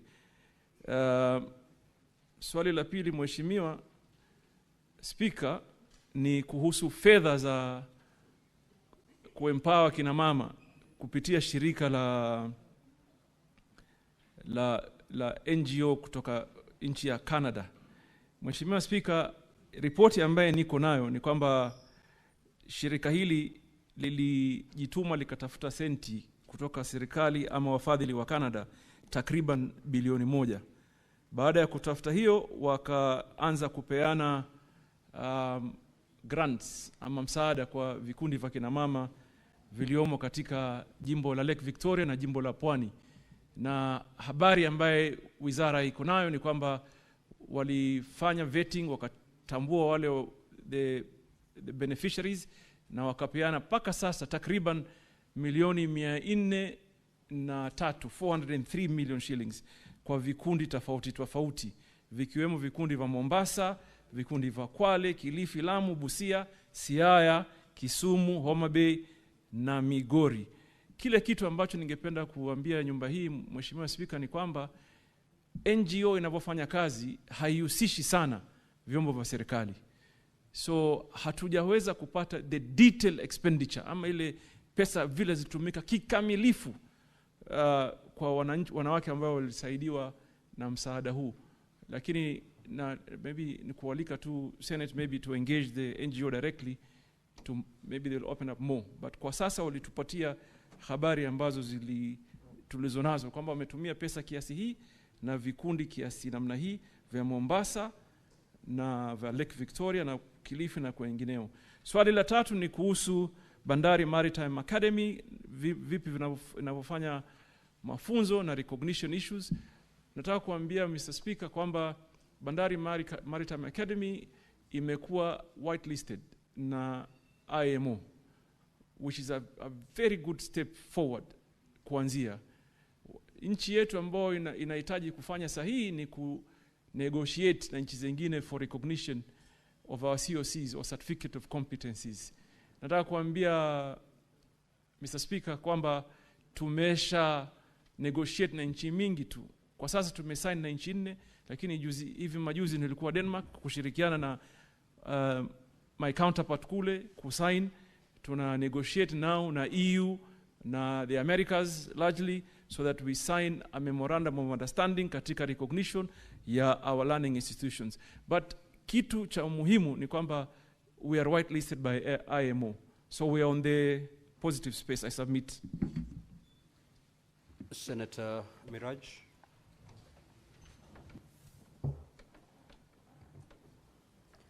Bwana Spika, niruhusu kwanza nimpongeze waziri wetu kwa kuweza kuona kwamba vyeti vyetu sasa vinatambulika na mataifa 4 ikiwemo Korea. Juzi kati tumeona katika Facebook yao kwamba wameweza kusaini pamoja na Italy. Lakini bado, Bwana Spika, nadhani swali hili nimeliuliza kwa mara ya pili. Niliuliza awamu ya Mvurya aliyekuwa waziri katika wizara hii, na nimeliuliza tena. Na sababu ya kuliuliza swali hili ni kwamba jamii zetu za pwani hazitononoki jumla ya kuwa tunaona kwamba fedha nyingi. Senator Miraj, what is your question? My question is, swali langu ni hili kwamba jamii za pwani ambazo ni jamii zinategemea uchumi samawati ikiwemo uvuvi na fedha ambazo zinashirikiana na bahari. Tunaona kwamba hundi zinapeanwa mara nyingi, na hata rais anapokuja pwani tunaona miradi mingi anayoisimamia ni miradi ya uchumi samawati. Lakini kila wakati tunapouliza fedha zile zinawafikia kina nani, hatupati majibu. Na leo waziri amesema wazi ya kwamba hawana ufahamu wa ni kina nani wamekuwa wakipokea pesa hizi. Je, swali langu, tutawaambia nini wapwani kuhusiana na zile hundi za fedha ambazo tunaona zinaendelea kupeanwa na hatuwajui wanaozipokea ni kina nani? Pili, kwenye upande wa uvuvi, ningependa kumuuliza waziri, ndugu zetu wanapopata ajali katika maji, wanapozama wakiwa kazini wanavua, kuna mikakati gani ya kuona ya kwamba wanapata chombo kama cha helikopta ili wakati ajali zile zinatokea wanaweza kukimbia na kuwapa huduma ya haraka ya kwanza? Asante, Bwana Spika. Waziri unaweza kujibu. Na waziri tu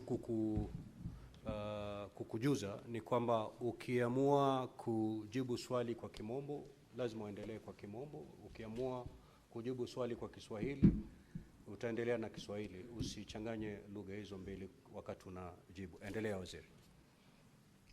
Asante kwa ujuzi Mheshimiwa Spika. Ni jambo muhimu sana. Nilikuwa nalijua, lakini tu vile maneno mengine na changamoto. Mheshimiwa Miraji, iko tofauti ya Mheshimiwa Spika utanisaidia, accountability. Uwazi. Iko tofauti ya uwazi wa serikali na vyombo visokuwa vya serikali. Jawabu yangu hasa, kwa sababu swali lilouliza ni la NGO. Lakini hii 1 billion ambayo umesema ni pesa ambayo imepitia NGO. Wamepata rasilimali kupitia serikali na ufadhili wa Canada. Sasa imekuwa changamoto kwetu kuwauliza hawa NGO watupatie sisi hisabu na uwazi, kwa sababu wako na tabia zao na mienendo yao. Lakini zile za serikali, Mheshimiwa Spika, niko tayari kueleza kinaga ubwaga. Tumepeana takriban bilioni 3.2 kwa vikundi tofauti vya kina mama, vijana, kununua maboti. Tumenunua maboti 129 takriban. Tumejenga bahari za uvuvi chache 9 hivi. Sasa hii tunajenga katika Lake Victoria, tumejenga zingine 5 katika jimbo la Pwani, na zingine bado zinaendelea, na zingine tumeadvertise juzi na kadhalika.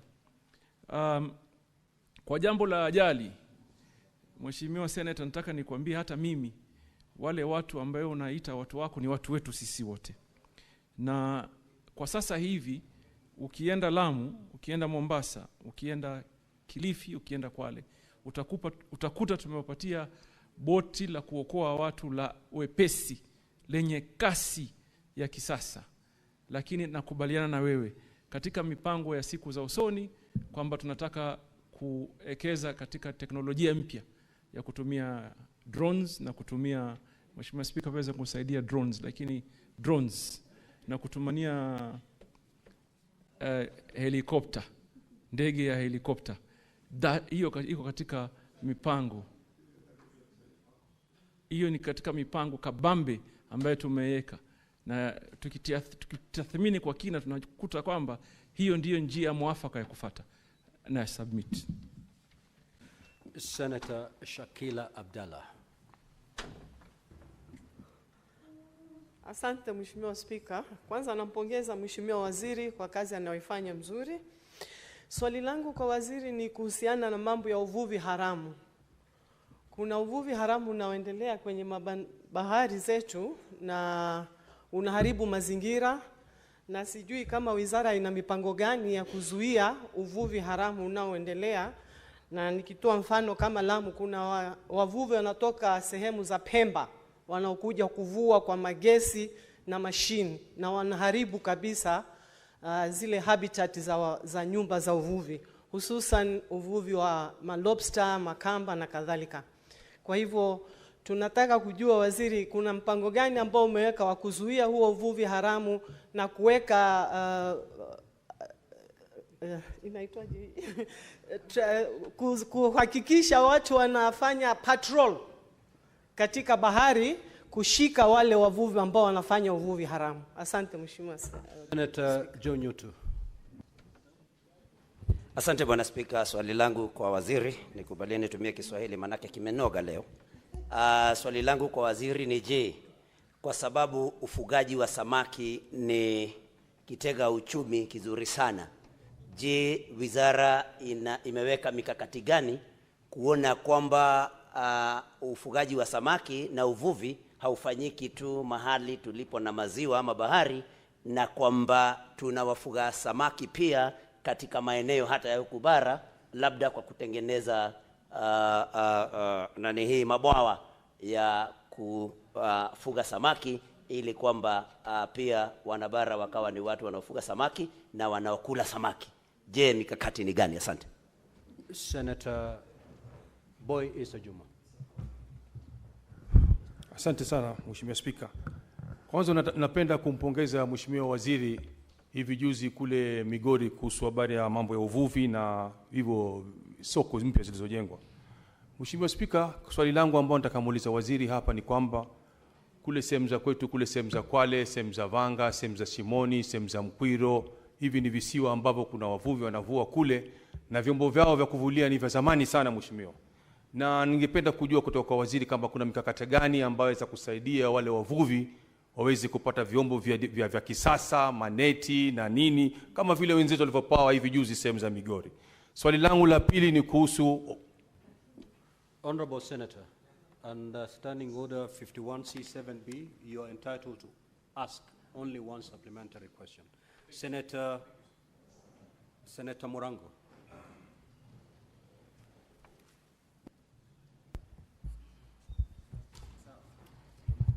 Asante sana Mstahiki Speaker.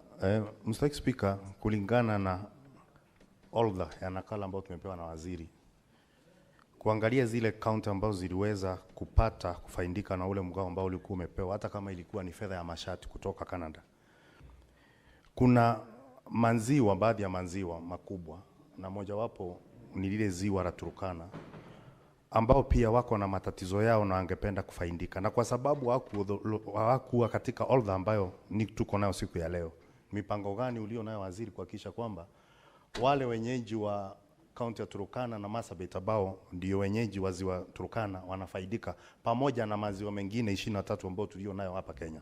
Asante sana Mr. Speaker. Senator Eddie. Thank you, Mr. Speaker. Proceed, we're short of time. Proceed, Senator Eddie. Mr. Speaker, in the language you're comfortable with. Proceed. I'm not sure whether Senator Newt was just proceed to ask the question, Honorable Senator. Thank you, Mr. Speaker, and I want to thank the CS for great work that he did in the last 1 week in the counties that comprise the blue economy of Nyanza. And while I know that this question was addressed in journalistic conversation and rally conversations, apart from the good thing that he's doing there, I wanted to ask the CS, is there a budget and a strategy for having to make sure that there is proper equipment on the issue that Senator Miraj asked about accidents that we are seeing across the country in these lakes and as well as the oceans, where fishermen don't have proper equipment to take care of themselves? Because, Mr. Speaker, it's not just proper to help them when they have capsized, but we preventing. The question has been registered. Thank Senator you. Chute. Thank you, Mr. Speaker. Asante sana Mheshimiwa Speaker. Watu wamepongeza waziri sana, lakini niko na shida kwa sababu mambo zote waziri ameongea ni kuhusu mahali pengine. Lake Turkana imesahaulika. Nataka kuuliza waziri, tuko na rasilimali Marsabit County, tuko na dhahabu ambaye inatoka Moyale, tuko na ziwa ya Turkana ambaye tunapeleka samaki kule Kongo. Ningetaka kuuliza waziri, atasaidia sisi namna gani kuhusu ziwa Lake Victoria, watu wetu wapate usaidizi ambaye wataweza kutoa samaki kwa njia ya haraka. Na watu ya Moyale pia wanalia, gold deposit yao iko huko. Kampuni imetoka hapa, kampuni imeenda kuchukua ardhi ya watu ya Moyale. Anachukua hatua gani kuhakikisha hiyo kampuni license imekuwa cancelled, waende mahali pengine watafute mahali ya kumine gold? Asante sana, Honorable Speaker. Senator Tabitha Mutindo. Asante Mstahiki Speaker. Ningependa pia mimi kumpongeza waziri wetu, tumeona akichapa kazi. Na swali langu ni rahisi, Mstahiki Speaker. Ningetaka kujua dhamana ya madini katika kaunti za mashariki, haswa kule ambapo nimetoka, na pia mipangilio ambayo Wizara ya Madini inayo kuwezesha haya madini na dhamana ya madini katika kaunti ya mashariki kuweza kunoga na kuweza kupanuka. Asante Mstahiki Speaker. Senator Morgo.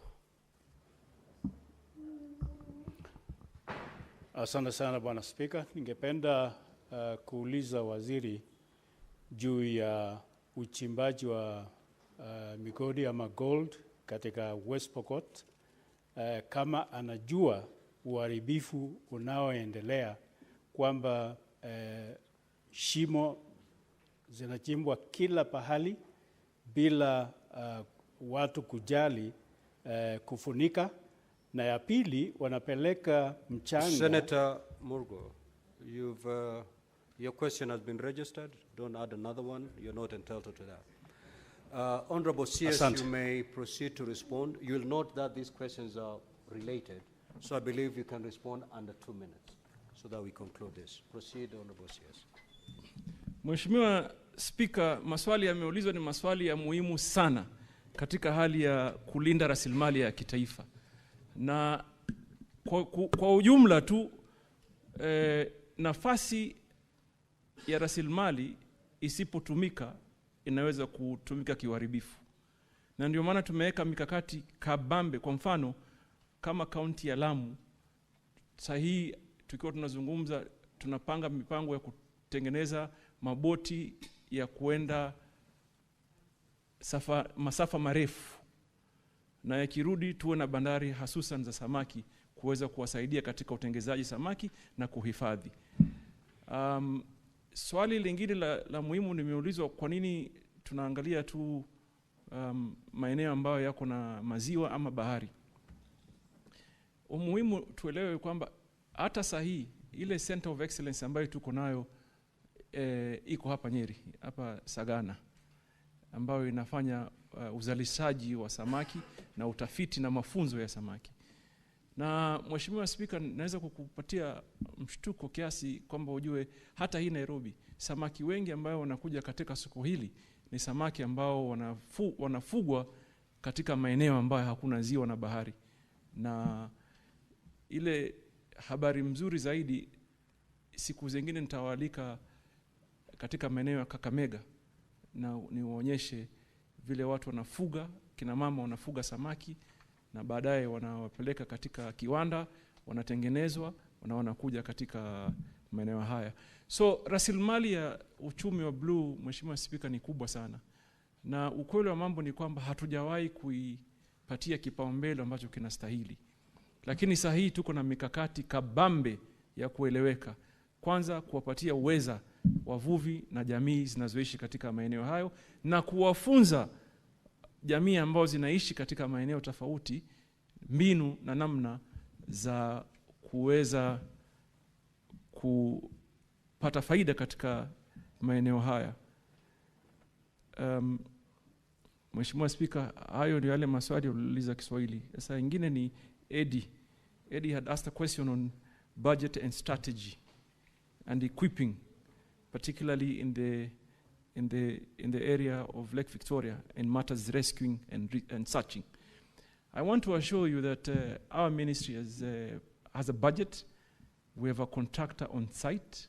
We're building the first state-of-the-art search and rescue center in Kisumu, and we are going to equip it with equipment that will fit into the demands of the moment.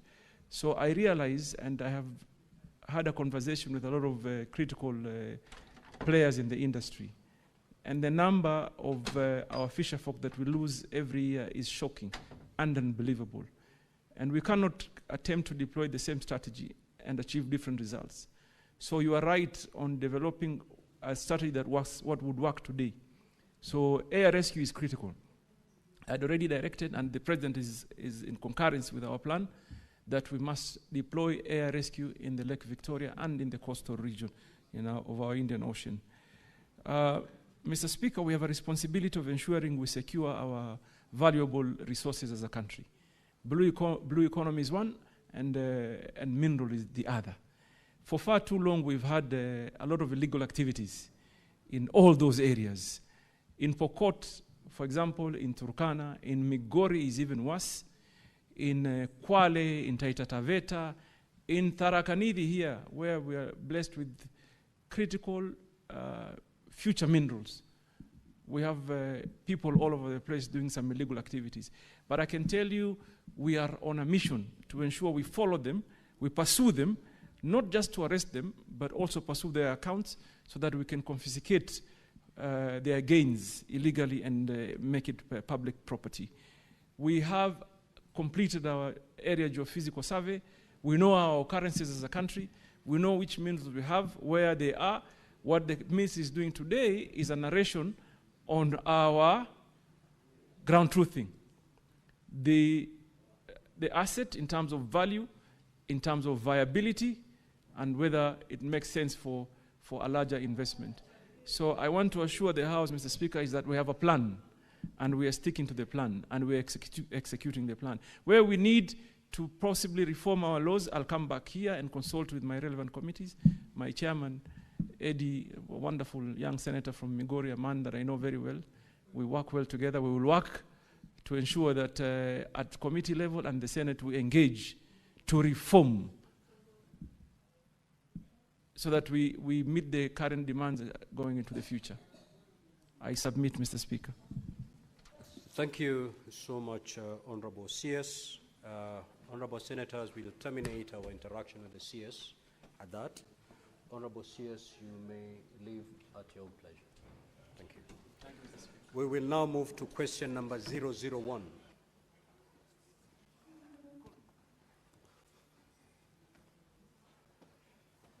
Clerk, kindly usher in the Honorable CS.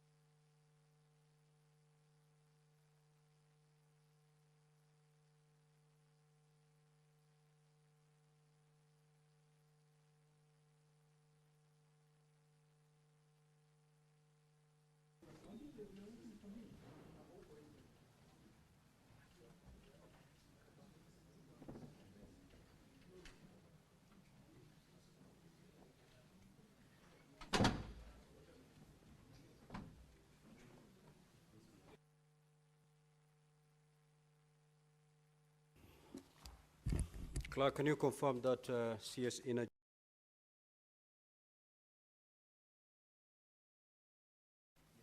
Thank you. We will now proceed with question number 001 by the Senator from Marsabit County, the Honorable Mohammed Chute. Honorable Senator, you may proceed to ask the question. Thank you very much, Honorable Speaker. My question is question 001. If you'll allow me, I start with question A. Would the Cabinet Secretary explain why Tari Adi, Dub Gindole, Dogogicha, Isako Muro, Ol Gabraskim, Saleswa Rio, Konso Banchale, and other villages in Marsabit County remain without electricity connection despite the installation of electricity transformers in those villages? Question B, what steps has the government taken on operationalization of all electricity transformers installed across Marsabit County? Question number C, would the Cabinet Secretary also indicate the level of access to electricity in Dugoba, Garkarsa, Wario Duba, Manyata Konso, Karatina, Kofiambaya, Parkishon, La Cartiña, Nasikakwe, and in Marsabit County, and explain why the government is doing so, what is the government doing in achieving full electricity coverage in those villages? Question D, Honorable Speaker, what is the status of requests for installation of electricity transformers and extension of electricity connection in Ilpus, Kituruni, Kubibagasa villages in Marsabit County? Thank you, Honorable Speaker.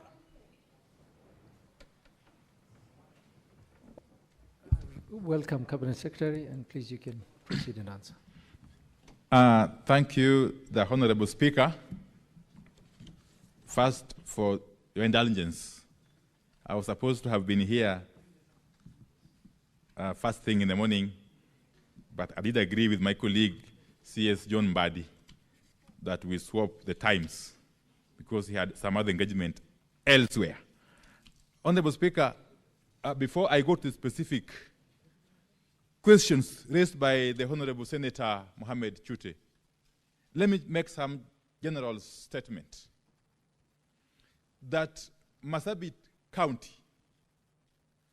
is among those counties, especially in the northern corridor and parts of coastal region, that have for a long time suffered historical marginalization. The county of Marsabit, among other counties in that region, have been left behind by the successive administrations since our independence. And this has made them not to be able to compete effectively with the rest of the country, and especially on matters electrification. And that's why this administration under President William Ruto has taken a deliberate step to ensure that affirmative action is applied to bring parity, to achieve equity, insofar as development is concerned generally, but specifically to ensure that matters electrification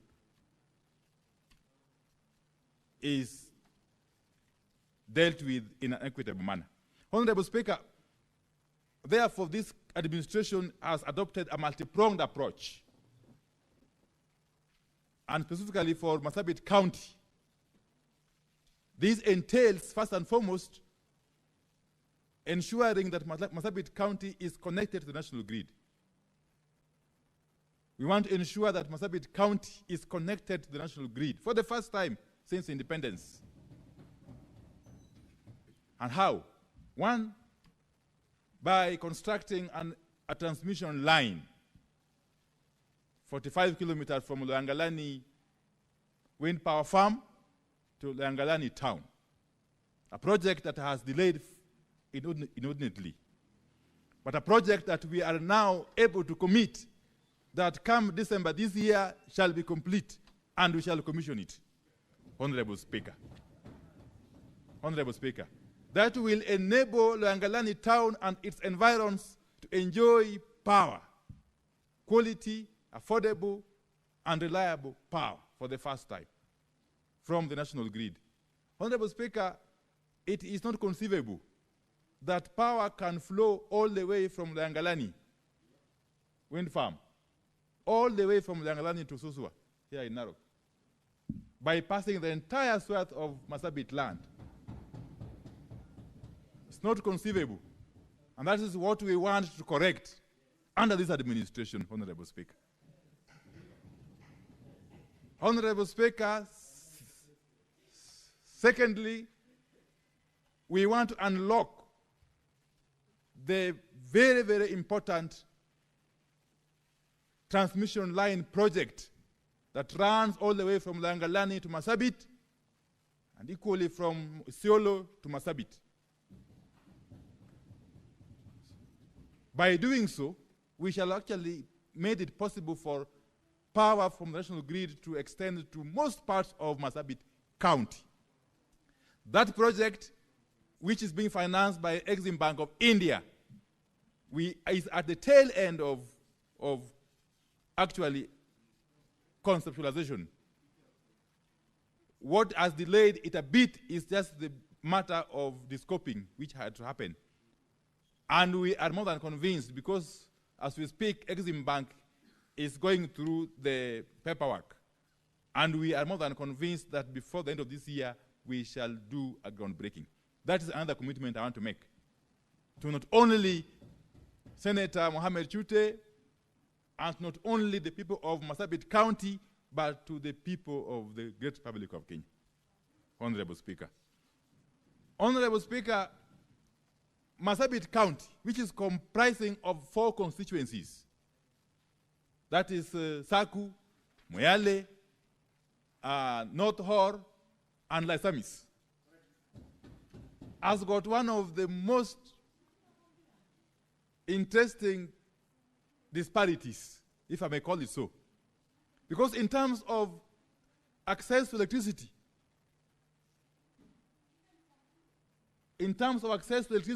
Saku, because of its sheer size, it's the smallest of the constituencies, is seen to be having a high access, about 60-something%. Yet, when you go to the extreme side, extreme end, North Hor and Laisamis, it is 1.2% and 1.8% access rate.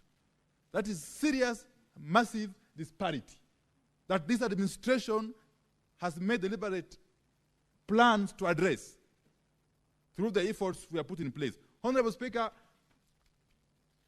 Marsabit County has been deliberately placed among the 14 counties that are benefiting from the Kenya Off-Grid Solar Access Program or project, the COSAP. And Marsabit County alone has benefited or is benefiting from about 1 billion shilling worth of those projects. About 10 mini-grids covering across the width and breadth of the county, okay? And some 6 or so boreholes, Honorable Speaker. So allow me, therefore, and I've already spoken to my good friend, the Honorable Senator, Mohamed Chute, that I will be engaging him further, offline, over and above this formal presentation. I'll be engaging him further, together with other leaders from the county, to ensure that we fast-track these projects. That is one of the commitments that I have to make before this Honorable House.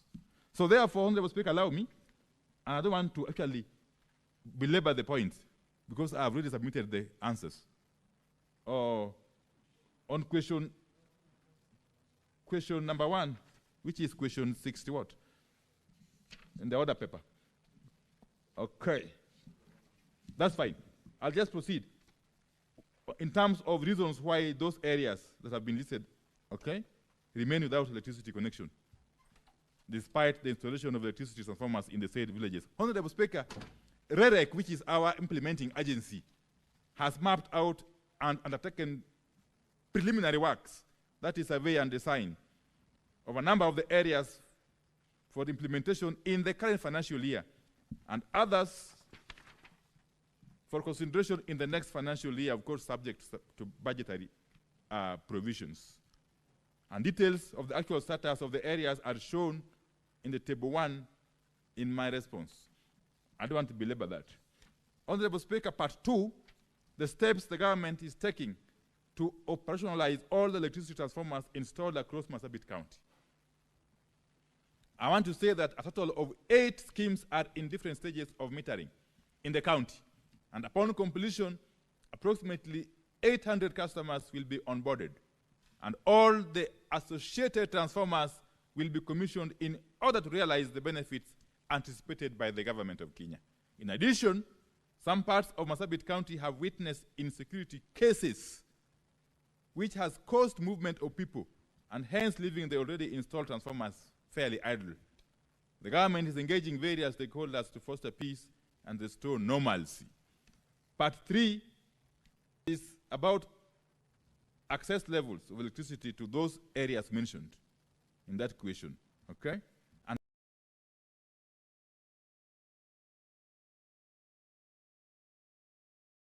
the coverage in those villages Again, in line with what I've said in my opening remarks, Honorable Speaker, the status of electrification and electricity access in the above villages is as shown in Table 2 of my response, Honorable Speaker. The identification, scoping, and electrification of unelectrified areas is an ongoing activity until universal electricity access is achieved. We don't want a situation where we talk about universal access by 2028 or 2030, Honorable Speaker. And yet, many parts of the country, especially from northern Kenya, are left far behind. So that is what we want to correct. Part 4, Honorable Speaker, the status of the request for installation of electricity transformers in those 3 villages. Honorable Speaker, the status of electrification in the above villages is as shown in Table 3 of my report, Honorable Speaker. And that is as far as the first question is concerned. Thank you very much, Cabinet Secretary. Senator Mohammed Chute, would you prefer to ask your second question and then ask supplementaries thereafter? If we can combine the questions. Thank you, Honorable Speaker. Let me ask my second question, and then I will ask my supplementary questions thereafter. Honorable Speaker, my question number 068. A, why has the last mile connectivity program not been implemented in the entire Marsabit County, despite similar programs being successfully rolled out in most parts of this country? Question B, what steps has the government taken to ensure Loyangalani, Kargi, Kor, Forole, and all other areas in Marsabit County without electricity are connected? C, could the Cabinet Secretary provide details on funds allocated for last mile connectivity projects so far in Marsabit County, the contractors involved, and the project timeline for their completion? Thank you, Honorable Speaker. Cabinet Secretary. Thank you very much, Honorable Speaker.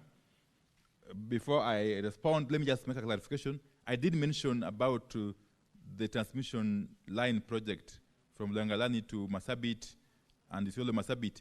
It is being financed by the Exim Bank of China, not India. And the company which is contracted is the China Water and Engineering Company. Thank you.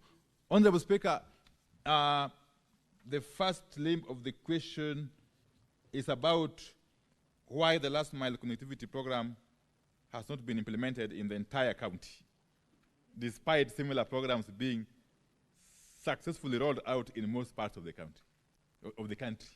Again, an issue I've talked about at length in my opening remarks. But let me say this, that since the inception of last mile connectivity projects, the government of Kenya has implemented a total of 29 projects worth some Kenya shillings 30.1 million and connected 1,466 customers to the grid in Marsabit County. The details of the connected customers across the various constituencies is as shown in the table 5 of my response. And Annexure 1, which is attached, provides the breakdown of ongoing projects in the county.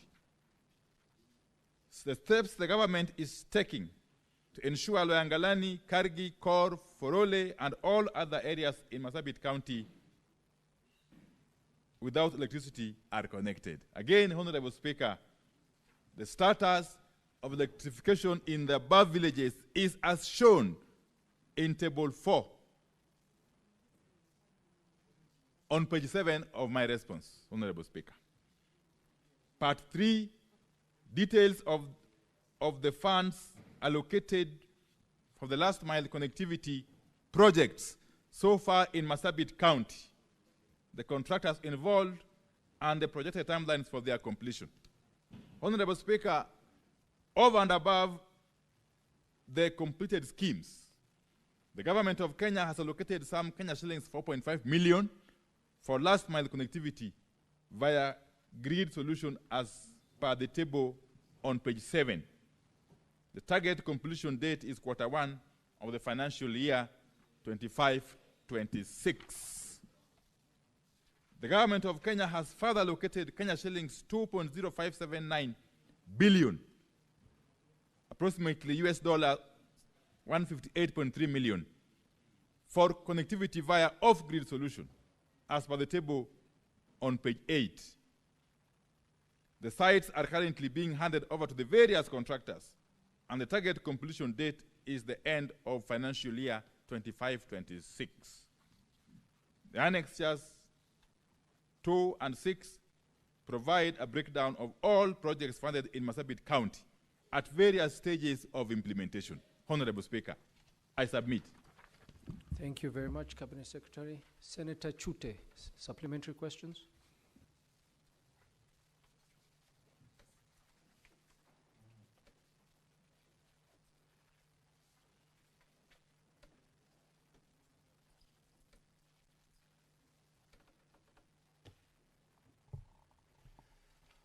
Honorable Speaker, I'm really impressed by the CS, and I don't have any further supplementary question.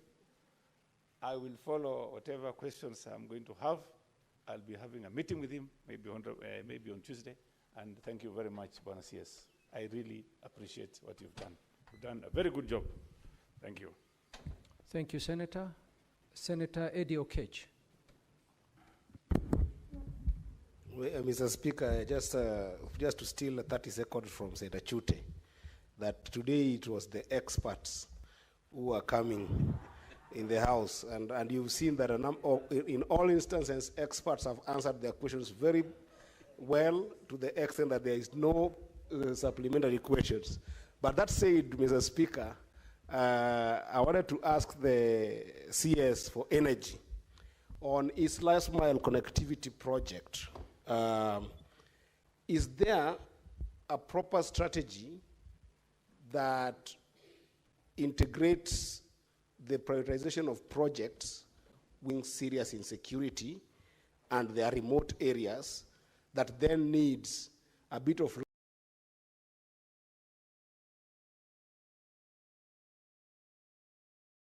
villages and homes to be able to deal with the insecurity? In particular, Mr. Speaker, for Migori County, if you look at an area like Gwitembe, where we have got in Kuria, Mr. Speaker, there is no proper electricity in those areas. If you look at a place called Apida in Migori Town, a place called Mabera in Suna East, Mr. Speaker, as well as a few pockets of areas that I would be very keen on, like Wangirabosa, as well as places in Kokelo, in central Kanyamkago, and lastly in Rongo and Awendo areas. There are places that have got serious pockets of insecurity that I wish that the CS gives us an idea of prioritizing those areas in terms of giving them electricity so that they can be able to improve security in those areas. I thank you, Mr. Speaker. Senator James Kamau Murango. Yes, asante sana Mr. Speaker. Swali langu ambao litaenda kwa waziri ni moja tu, kwa sababu kama eneo la Gichogo katika Kirinyaga unapata ya kwamba kuna nguzo ziliwekwa miaka 3-4 za stima ambayo haijawahi kamilishwa, kama ile inaitwa Getemani na maeneo mengine katika eneo la Kirinyaga. Sasa nilikuwa nauliza waziri kama hako na mipango ambayo imenakiliwa ya kufanya kuhakikisha kwamba stima zinafika kwa wale ambao wanahitaji stima katika maeneo bunge yote, na kama iko tunafaa tufuatilize wapi? Kwa sababu Mr. Speaker, kama mimi seneta wa Kirinyaga, mimi mwenyewe nililipia transformer miaka 3 iliyoisha. Miaka 3. Maafisa wenye wanafaa kupigiwa simu na kuchukua ili tuweze kufuatilia, wachukuangi simu zetu. Sasa kama mimi mwenyewe nahangaika kupata stima, swali ni mwananchi wa kawaida atawezaje kupata stima? Hiyo ndio swali langu Mr. Speaker. Senator Senior Counsel Mugeni. Thank you, Waziri. I wanted to write on the question by Senator Chute and ask a supplementary question to Waziri. I begin by thanking you. Last time you came to Nyamira, you visited 2 constituencies, West Mogrango and Kitutu, I just wanted to know from the minister, from the CS, whether he has plans to come and finalize the connectivity for Borabu constituency. And the request that was made for an upgrade of phase 1 to phase 3 of Tinderedi region, so that business people are able to have connectivity to their machines and really spur the growth of the economy. Could the CS kindly tell us what plans he has for that particular constituency and that upgrade to phase 3? Thank you. Thank you, Senator. Senator Joe Newton.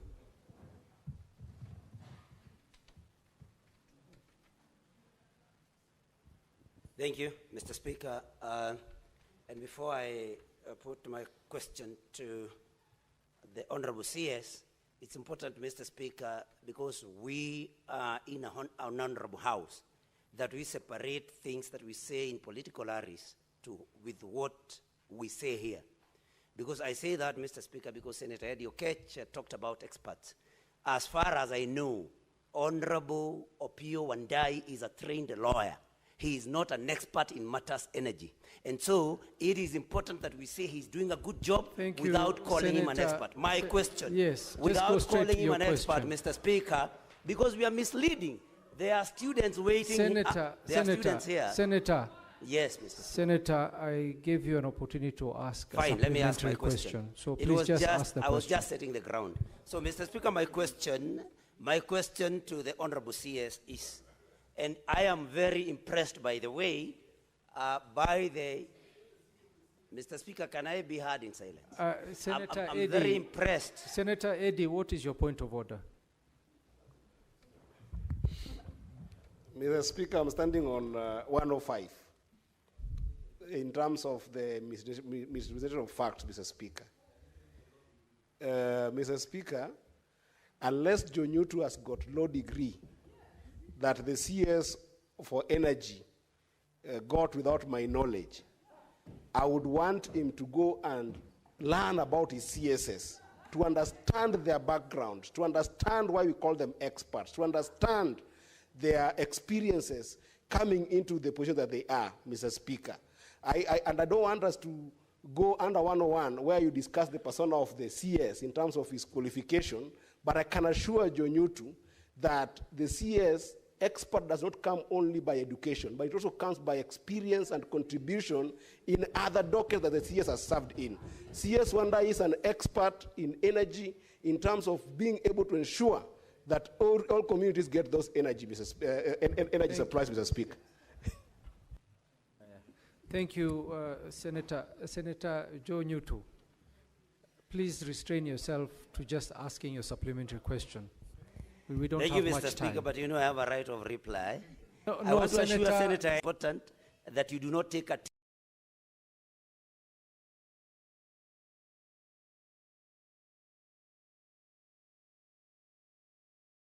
expert when he's not a medic. But Mr. Speaker, my question was, Mr. Speaker, my issue was with the, and I'm very impressed, by the way, by the job that Opio Wandai, the CS, is doing. That is not in doubt. The only problem I had, Mr. Speaker, was with misleading students. Okay, Senator, so my just ask your question. My issue then is, Mr. Speaker, that with the very good program that the CS has put, especially about Marsabit County and the larger northeastern region, Mr. Speaker, we all support that. But then my question to him would be, because there are regions in this country that are thought to be advantaged. But in those regions, Mr. Speaker, there are people, for example, who are not connected to power. So then my question to the CS is, what are the plans by the ministry to see to it that even as we do affirmative action in the regions that have been disadvantaged, that we also connect power to those in the regions wrongly thought to be connected, all of them. So what is the plan? Because the plan must be for all Kenyans, not just for some regions. Thank you, Mr. Speaker. Thank you, Senator Hezena. Thank you, Mr. Speaker, and I know that I appreciate Waziri for the good job that he's doing. And as far as you know, that I like that you have really focused on the North. but particularly just one county and forgetting that the north has almost 10 counties. Particularly in Samburu County, you know that we have had serious cases of insecurity, and we appreciate the current administration for giving us a tarmac road from Maralal to Baragoi. But I would like to know, are there plans put in place by your ministry to ensure that we have electricity connectivity within Samburu North to make sure that we open up the region for trade and to make Samburu County an area that is worthy to be pursued by investors, and also to restore education and security in the region? Thank you. Thank you, Senator Hezena. Senator Hezena, for your information, the question posed by Senator Chute was in regards to Marsabit. So the CS was not ignoring any other region in the country. He was addressing the question put by Senator Mohammed Chute. No, it's okay, Hezena. I was just informing you. Thank you. Senator Mariam Sheikh. Thank you, Mr. Speaker, for giving me this opportunity. Mr. Speaker, I thank Waziri for the work he's doing.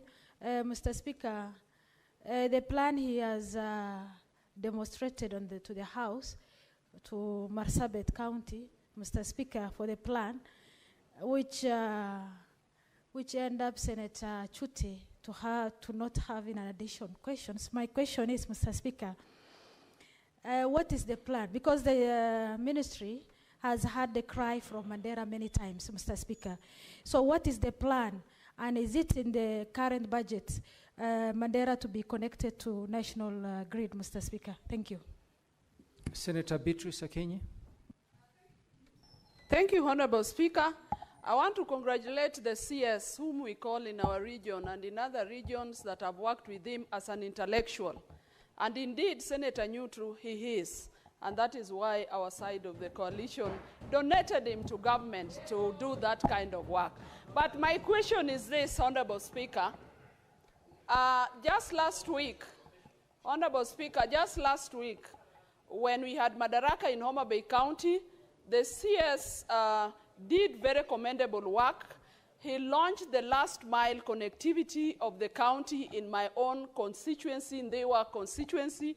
My question to the CS is, Mr. CS, can I get an assurance from you that all those facilities we launched at Ochol on the day the president was there, that Ndewa will be taken care of in terms of last mile connectivity?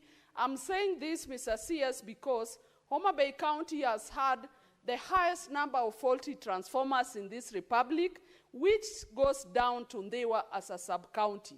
So all that you launched at Ochol, can we get an assurance from you as Ndewa constituents that the transformer issues and last mile connectivity challenges will be tackled, so that we are not just used as a launching pad and no services are given? Thank you, Beatrice. And to correct you, it is not Mr. CS, Honorable CS. And in your case, you should be Honorable Expert CS. Thank you. Senator Mungatana, last question. Thank you, Mr. Speaker. Mr. Speaker, there was a time we were engaging as senators in our committee with members of the Chamber of Commerce, and I asked them, why is it that you don't encourage your people to come and put industries in Tana River County? We have a lot of land, and we can give you certain facilitation from the county government so that you can erect industries. Mr. Speaker, the answer was very simple. There is no power to support industrialization in Tana River County. So, Mr. Speaker, I wanted to ask the minister, as I congratulate him in considering Marsabit and the plans they have, what other plans does he have for this northern coast area beyond Malindi? Because the line we have can only be for domestic consumption. It cannot support any form of industry. So, Mr. Speaker, I wanted to hear from him what he can do so that our people can also have in Tana River opportunity to get industries that will come there and to create jobs for our people. Thank you, Mr. Speaker. Thank you, Senator.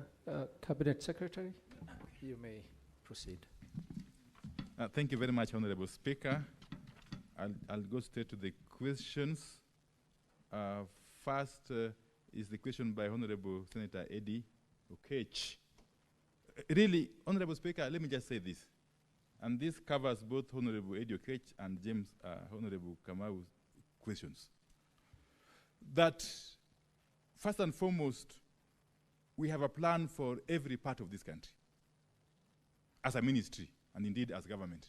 Every county, every constituency, every ward is factored in our plan. And therefore, and secondly, Honorable Speaker, in implementing our plan for electrification countrywide, we have adopted a strategy to engage very, very closely with the elected leadership. There is no prioritization that we do without consulting the local leadership, and especially members of parliament, both National Assembly and Senate. Many a time you have seen me hosting delegations of MPs from various counties. That is part of the consultative process that then arrives at prioritization. So the areas that are insecurity prone of Migori County, and the areas I'm very conversant with, Honorable Speaker. Yeah, there are areas we are definitely dealing with in consultation with the local leadership, led by Eddie Okech, Senator, my good Senator of Migori. Similarly, the issue of Kichugu in Kirinyaga County. It's unfortunate, perhaps, that there are poles which have been lying idle for some time, and that there is payment for transformers, which is yet to materialize, Honorable Speaker. This is an issue, of course, I will be taking up with the relevant agencies in my ministry, but I want to encourage Honorable Senator Nyutu to not shy away. Just come forward and visit me in the office. Yes, and I will deal with this matter conclusively. Honorable Senator Okongo Mugeni, it is indeed true that I made a visit to parts of Nyamira County a couple of months ago, and that I left out Borabu on account of time constraints. I have got plans to not only go back to Borabu constituency in Nyamira County, but indeed to go to Kisii County, the neighboring Kisii County as well, and cover all the constituencies in the fullness of time, as a way of acquainting myself with the situation on the ground, but also dealing with the issues that arise therefrom. Honorable Senator Joe Nyutu. Indeed, I've answered that in my first, response, that all parts of this country are taken care of.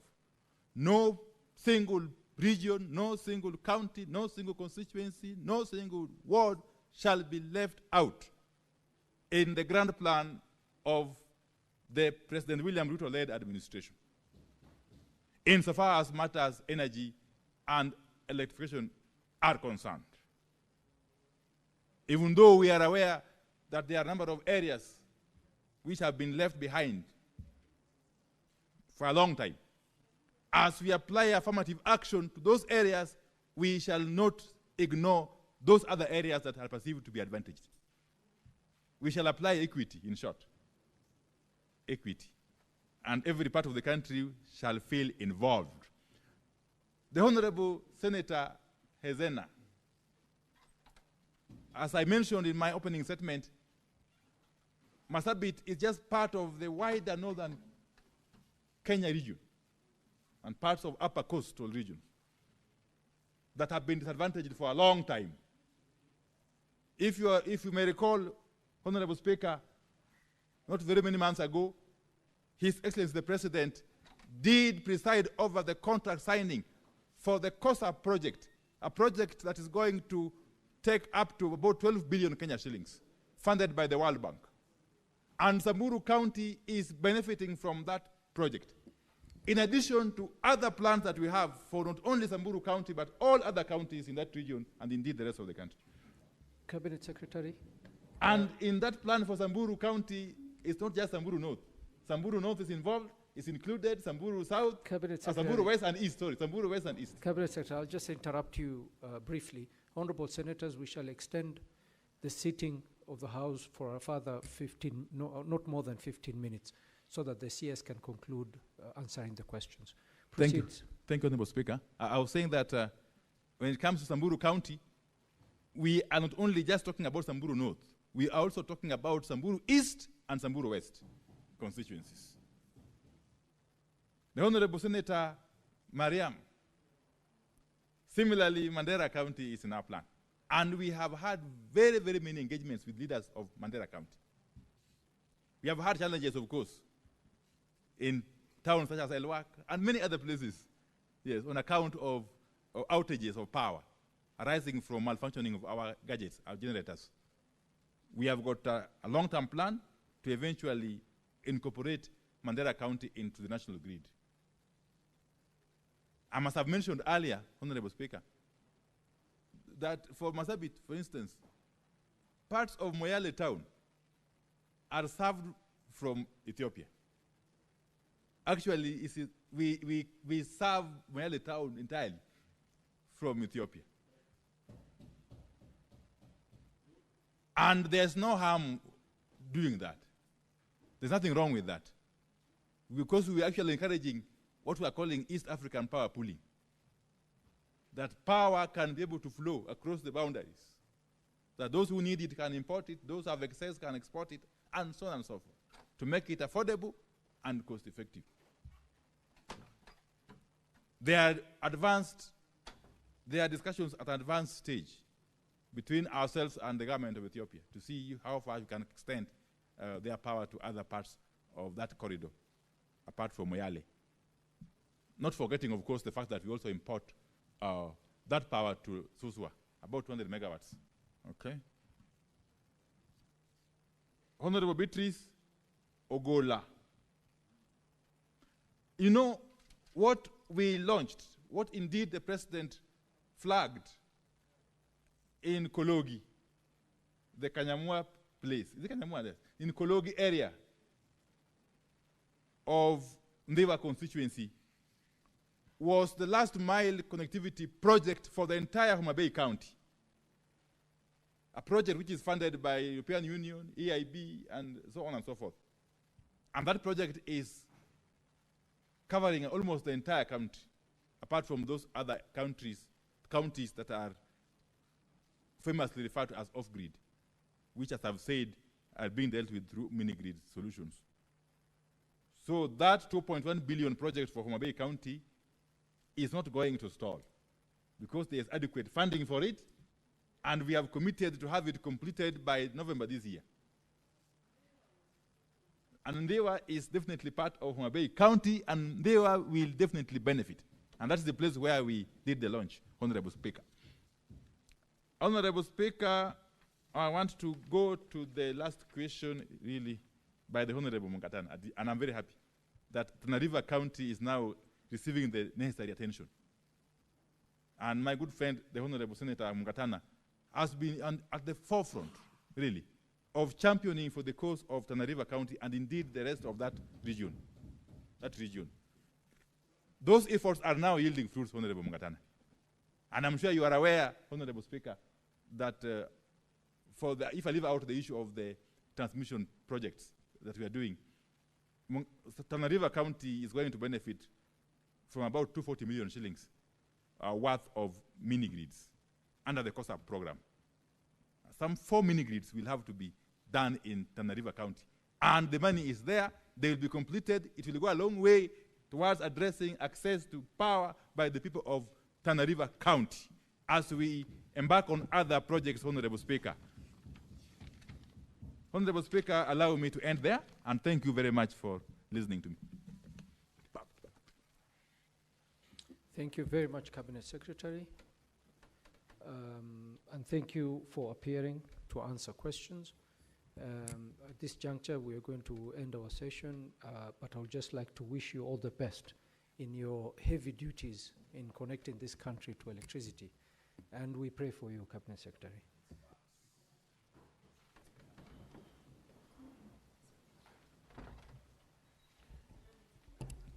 Honorable Senators, it is now 1:04 p.m. and having concluded the business for which I extended the hours of sitting pursuant to Standing Order 34-2A, the Senate stands adjourned until later today, Wednesday, 4th June 2025 at 2:30 p.m.